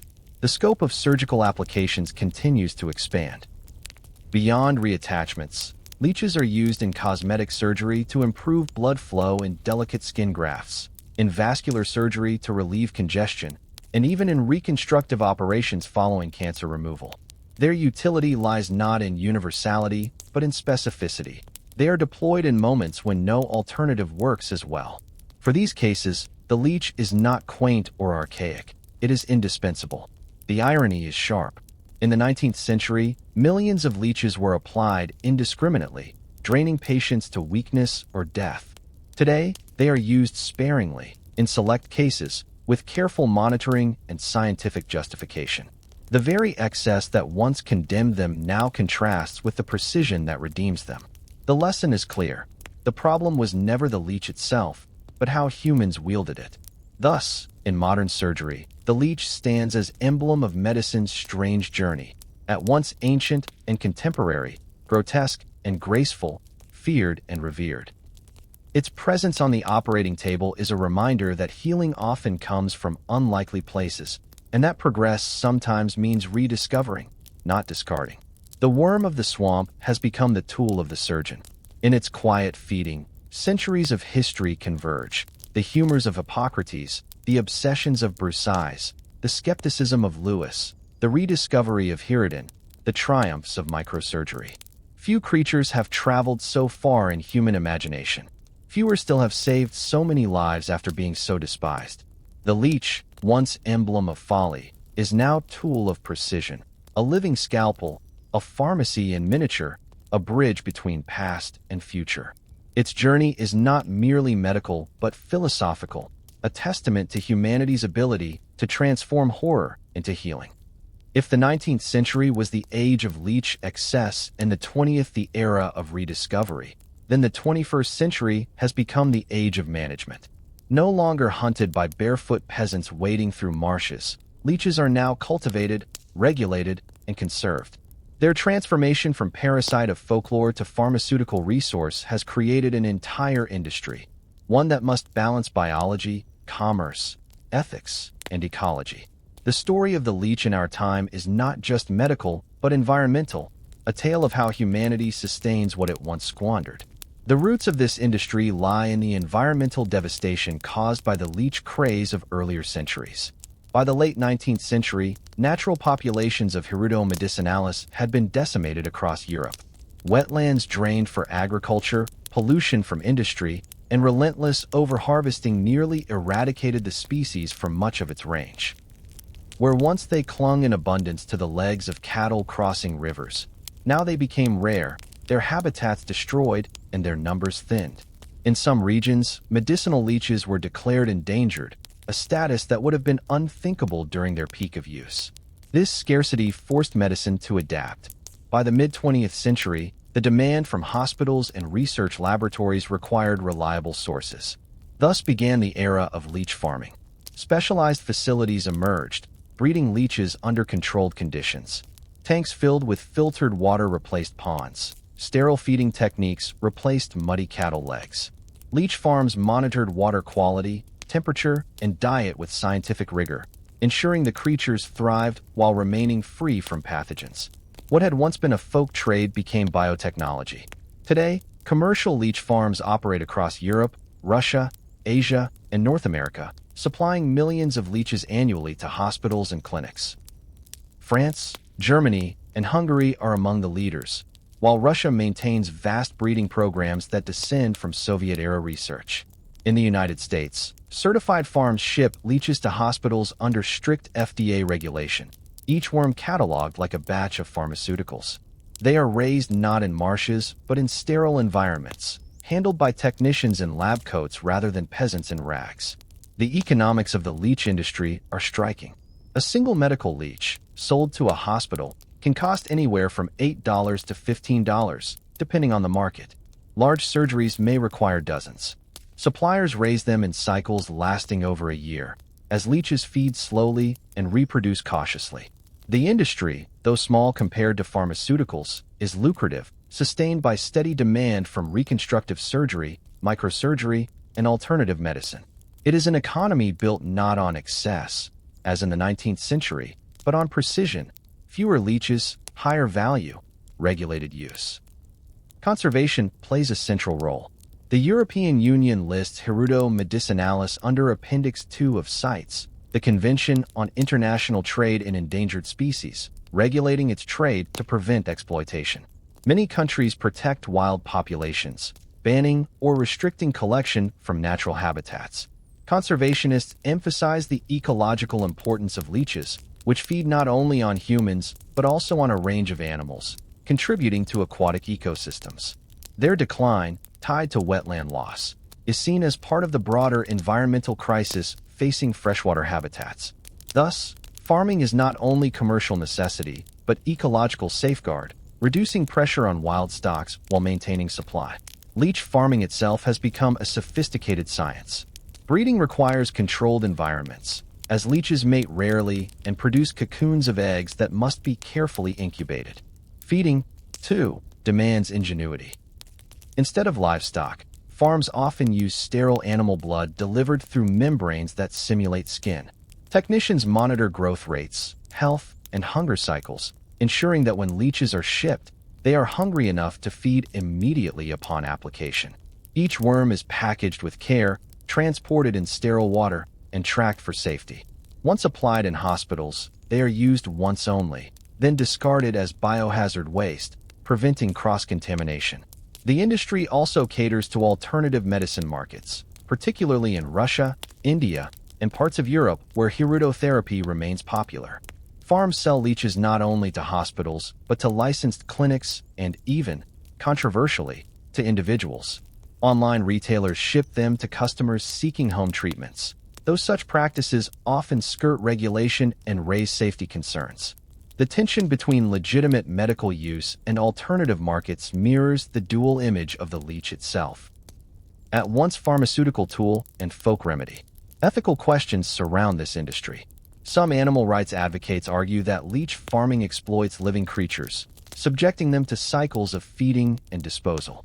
Others counter that, as invertebrates, leeches lack the neurological capacity for suffering comparable to higher animals.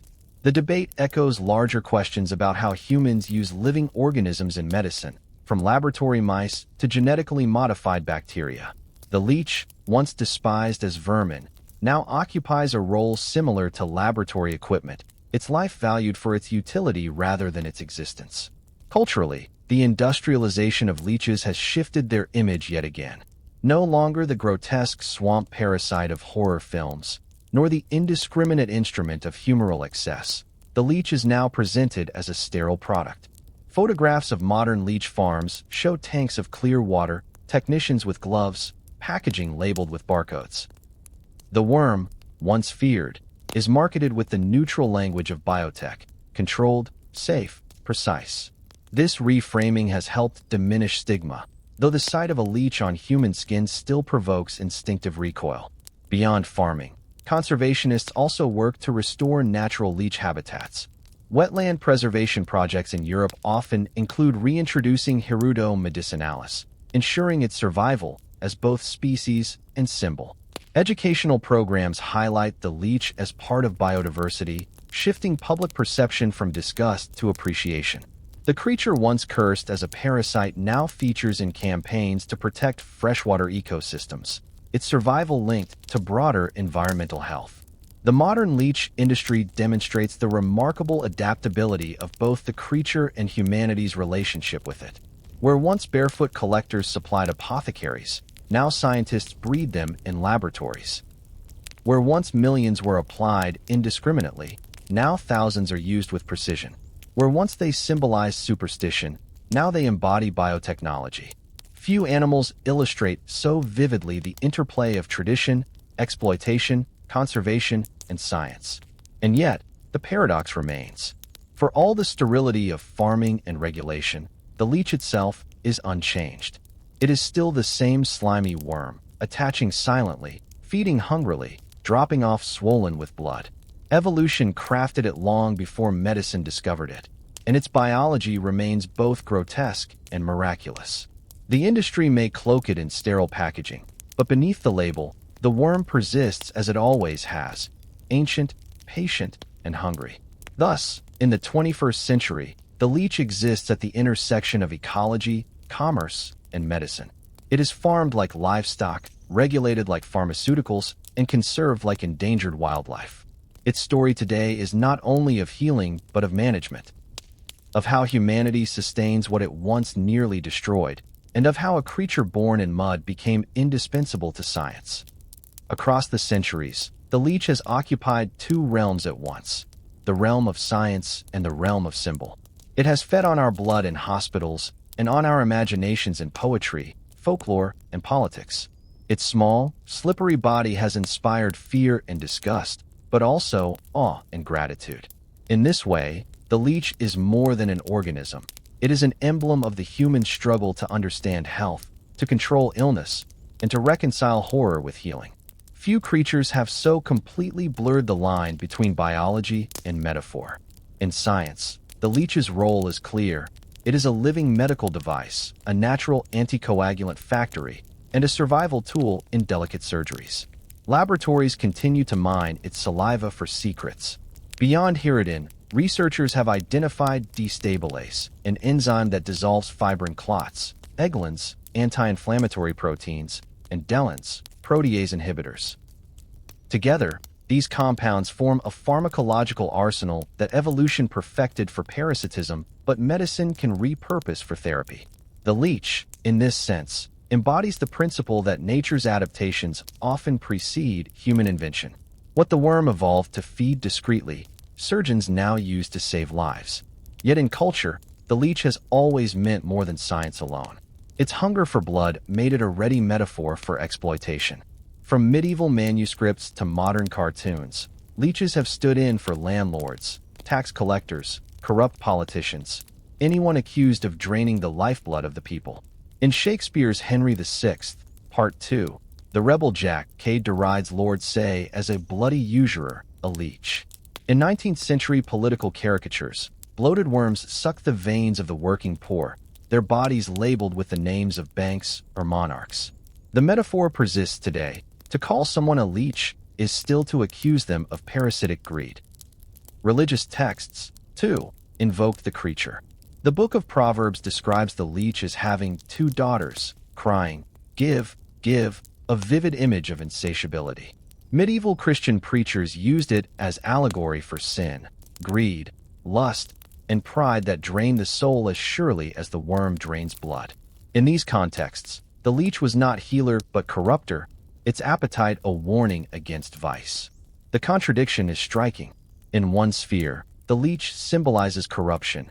In another, it symbolizes healing. This duality reflects a broader human truth, that we often find salvation in what we fear. The very qualities that disgust, the leech's stealth, its hunger, its slimy persistence, are the same qualities that make it effective in medicine. What we despise symbolically, we depend on practically. The worm is both parasite and partner, both curse and cure. Art has long exploited this paradox. In the Romantic era, poets like Wordsworth and Coleridge invoked the leech-gatherer as a symbol of endurance and poverty. In Wordsworth's poem, Resolution and Independence, the leech-gatherer is a figure of resilience, trudging through marshes to earn a living from the creature everyone else shunned. The worm thus became a mirror of human struggle, its survival tied to the labor of the marginalized. Later artists explored the grotesque beauty of the leech itself, depicting it in scientific illustration or surrealist imagery. Its rings, its movement, its swollen body, all fascinated those who saw horror and pattern entwined.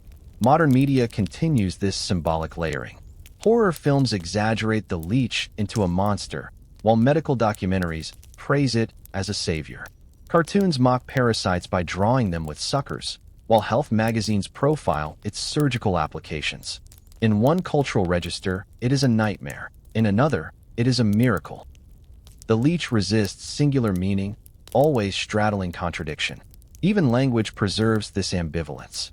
The word leech once meant physician in Old English, derived from the healer's reliance on the worm. Over time, as the practice fell into disrepute, the word shifted to mean parasite, an insult.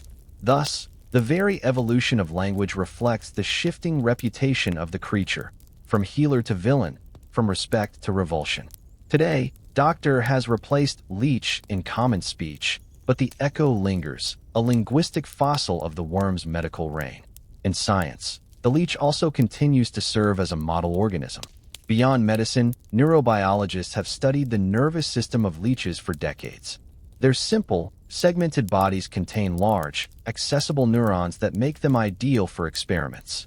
Research into leech neural circuits has advanced understanding of locomotion, sensory processing, and regeneration. Thus, even in laboratories far removed from surgery, the leech contributes to human knowledge. Its value is not only in saliva, but in the lessons it teaches about biology itself. The symbolic weight of the leech also intersects with ethics. Its revival in medicine forces confrontation with questions of disgust. Patients often recoil at the thought of worms feeding on their wounds. Yet they submit, because the outcome is healing. This dynamic encapsulates a deeper theme, that medicine often requires endurance of discomfort, that salvation is rarely pretty. The leech becomes a symbol of medicine's compromises, its demands for courage in the face of revulsion. Culturally, the leech's persistence reveals how symbols endure even as science evolves. We may no longer believe in humor, but we still describe exploitation in terms of bloodsucking. We may now understand Hirudin chemically, but we still shudder at the creature's wriggle. Science reframes, but does not erase cultural meaning. The leech's dual identity, parasite and physician, remains etched in imagination as much as in biology. Perhaps this is why the leech endures so powerfully as metaphor. It is visceral. It bypasses abstraction and speaks directly to the body. Everyone understands the horror of being drained, the fear of being fed upon. Everyone, too, can understand the relief of healing, even if it comes from unsettling means. The leech embodies both impulses, making it a uniquely potent cultural emblem. In the 21st century, the leech thus inhabits multiple worlds at once. The sterile tank of the leech farm, the operating room of the hospital, the pages of political satire, the imagery of horror films, the lines of poetry. It is science and symbol, fact and metaphor, cure and curse. Its story is not linear but layered, each era adding meaning. This dual identity also serves as a mirror for humanity itself. Our relationship with the leech reflects our own contradictions. Our fear and our hope, our exploitation and our reverence, our science and our superstition. We despise what we depend upon. We mock what we need.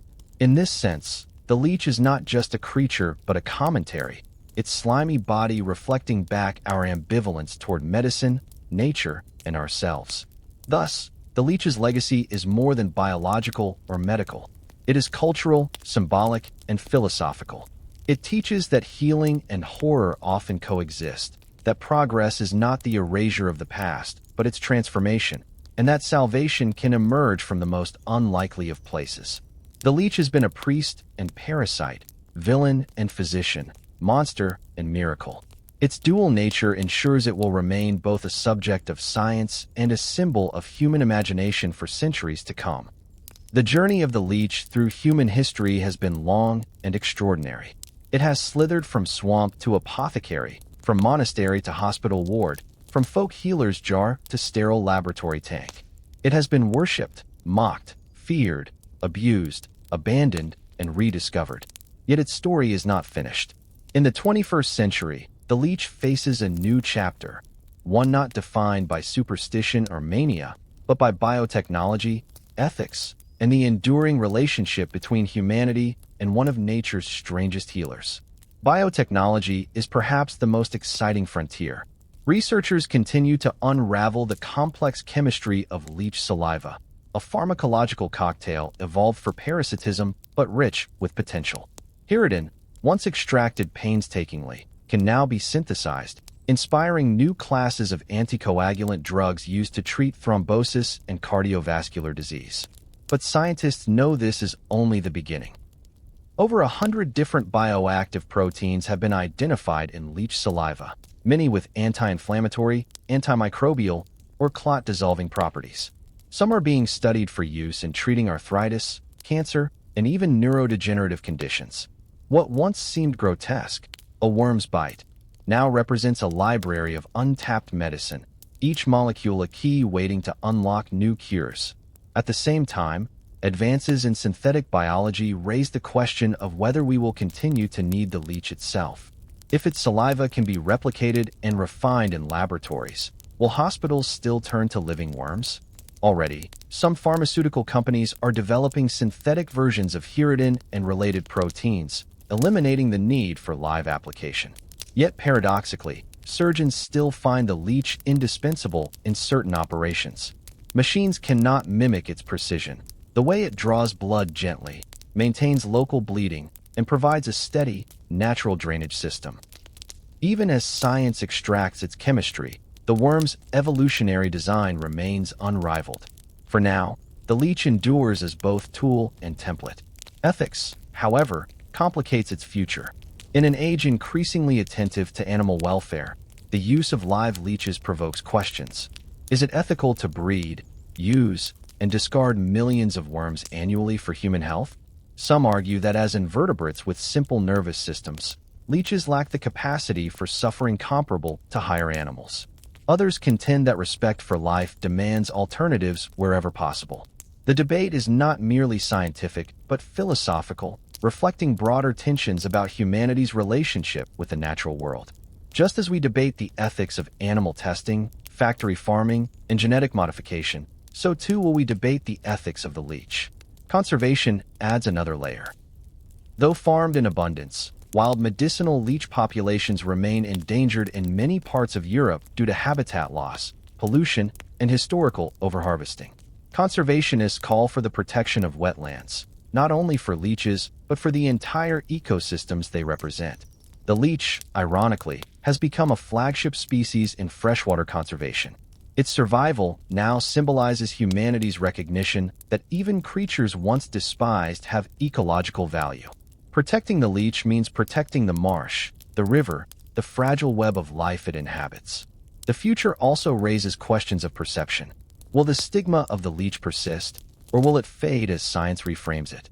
For many patients today, the initial shock of seeing leeches applied to their skin quickly gives way to gratitude when healing follows. But cultural memories are long. The metaphor of the leech as a parasite continues to dominate language and politics. It may take generations before the image of the worm shifts fully from horror to healing. Perhaps it never will. Perhaps the leech's power lies precisely in its duality, that it embodies both revulsion and salvation, forcing us to confront the uncomfortable truth that health often comes at the cost of disgust. There is also the question of expansion. Could leeches find new roles in modern medicine beyond microsurgery and venous congestion? Some researchers speculate about their use in regenerative medicine, where their anticoagulant and anti-inflammatory compounds might aid tissue repair. Others explore their potential in drug delivery systems, imagining engineered leeches that could administer therapeutic molecules directly into the bloodstream. Such ideas remain speculative, but they illustrate how biotechnology can transform even the most ancient of practices into futuristic possibilities. Globalization ensures that leeches will continue to occupy diverse roles. In Russia, hirutotherapy clinics remain widespread, promoted as holistic healthcare. In India, Ayurveda continues to train practitioners in leech application, now often in collaboration with biomedical research. In the West, leeches are confined largely to surgery, yet alternative wellness industries market them for rejuvenation and beauty. The creature thus occupies multiple worlds at once: pharmaceutical, surgical, traditional, and commercial. Its future will be shaped not by science alone, but by culture, economics, and belief. Yet perhaps the deepest significance of the leech's future lies not in medicine or commerce, but in philosophy. The leech forces us to question our relationship with the natural world. It is a parasite, yes, but one that gives as much as it takes. It is grotesque, but also miraculous. Its survival depends on human recognition of its value, and our survival, in turn, may benefit from its strange gifts. The leech reminds us that nature's most unassuming creatures often harbor the most profound potential. It humbles us, forcing acknowledgement that healing does not always come in forms we find palatable. In this sense, the leech may serve as a symbol for the future of medicine itself, a discipline that must balance technology with humility, progress with tradition, innovation with ecology. The worm that once symbolized quackery now symbolizes resilience. Its endurance mirrors our own, and its survival into the future will depend on our willingness to see past disgust to the deeper truths of biology. Thus, the future of leech therapy is not only a medical question, but a cultural one. It is a story about biotechnology, ethics, and endurance. Biotechnology will unlock the secrets of its saliva and perhaps replicate them synthetically. Ethics will determine how we breed, use, and dispose of the creature in ways consistent with our evolving sense of responsibility. Endurance will define the leech itself, a survivor of extinctions and eras, clinging to the banks of rivers as it has for millions of years, waiting patiently for humanity's next chapter. The leech has been with us since the first scribes recorded their cures in hieroglyphs and cuneiform. It has survived the temples of Greece, the monasteries of medieval Europe, the apothecaries of the Renaissance, the hospitals of Victorian Paris, and the sterile labs of the modern age. It has endured being worshipped, vilified, and rediscovered. And it will endure still, because evolution designed it to do one thing perfectly, and because medicine, in its humility, still has use for that perfection. The future of the leech is the future of medicine itself, contradictory, paradoxical, resilient. For as long as humanity seeks healing, it will find itself returning, however reluctantly, to the worm in the water, patient, silent, hungry, and eternal. The history of the leech is one of the strangest and most revealing sagas in all of medicine. It is the story of a creature born in mud and water, despised for its hunger, yet embraced for its ability to heal. From the reeds of the Nile to the hospitals of Paris, from the marshes of Eastern Europe to the sterile tanks of modern biotech labs, the leech has followed humanity like a shadow. At every stage of our history, it has embodied our deepest contradictions, our capacity for ingenuity and our susceptibility to error, our reverence for nature and our fear of it, our longing for healing even in the most unsettling of forms. Its journey is not merely medical, but human. For thousands of years, people turned to the leech not because they understood its chemistry, but because they sought control over suffering. They believed that illness was an imbalance, that blood was a burden, and that salvation could be found in the slow feeding of a worm. In this belief lay both wisdom and folly. The leech did not cure plague or cholera, yet it sometimes relieved pain and swelling. It did not balance the humors, yet it offered the comfort of ritual, the assurance that something was being done. In this sense, its role was always larger than medicine. It was part of the story we told ourselves about illness, fate, and the struggle for survival. The 19th century craze revealed the dangers of excess. Millions of leeches, millions of liters of blood, millions of patients weakened or killed, all in the name of healing. And yet, even this excess teaches a lesson: that medicine is not immune to fashion, that certainty can blind as easily as ignorance, that charisma and conviction can outweigh evidence. The fall of leech therapy in the late 19th century was not simply the end of a treatment, but the beginning of modern medicine's humility, its recognition that evidence must triumph over tradition. And still, the leech endured. It persisted in villages and folk clinics, in Ayurvedic hospitals and Soviet research centers. It survived because it was useful, because its bite contained secret science had not yet unlocked. When microsurgery faced the challenge of venous congestion, the leech returned, not as relic but as a solution. Its saliva became the subject of laboratories, its body a regulated medical device. What had been superstition became science. What had been horror became healing again. The leech's story, then, is not linear but cyclical. It rises, falls, retreats, and returns. It is a mirror of medicine itself, always searching, often stumbling, yet capable of rediscovery. Its persistence teaches that knowledge is provisional, that what we reject today may prove valuable tomorrow, that wisdom sometimes hides in unlikely places. On a deeper level, the leech embodies the paradox of healing. It is grotesque, yet it saves. It is feared, yet it is needed. Its slimy body reminds us that medicine is not always clean, not always comfortable, not always free of revulsion. To heal is often to endure the unpleasant, to face discomfort, to accept that salvation may come in unsettling forms. The leech makes this truth visible, tangible, undeniable. In an age of biotechnology, synthetic drugs, and genetic engineering, it may seem strange that we still rely on a worm to save limbs and lives.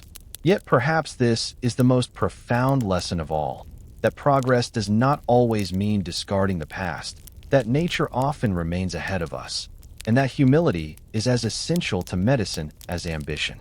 The leech reminds us that evolution is itself a form of wisdom, and that human healing will always be entangled with the creatures around us.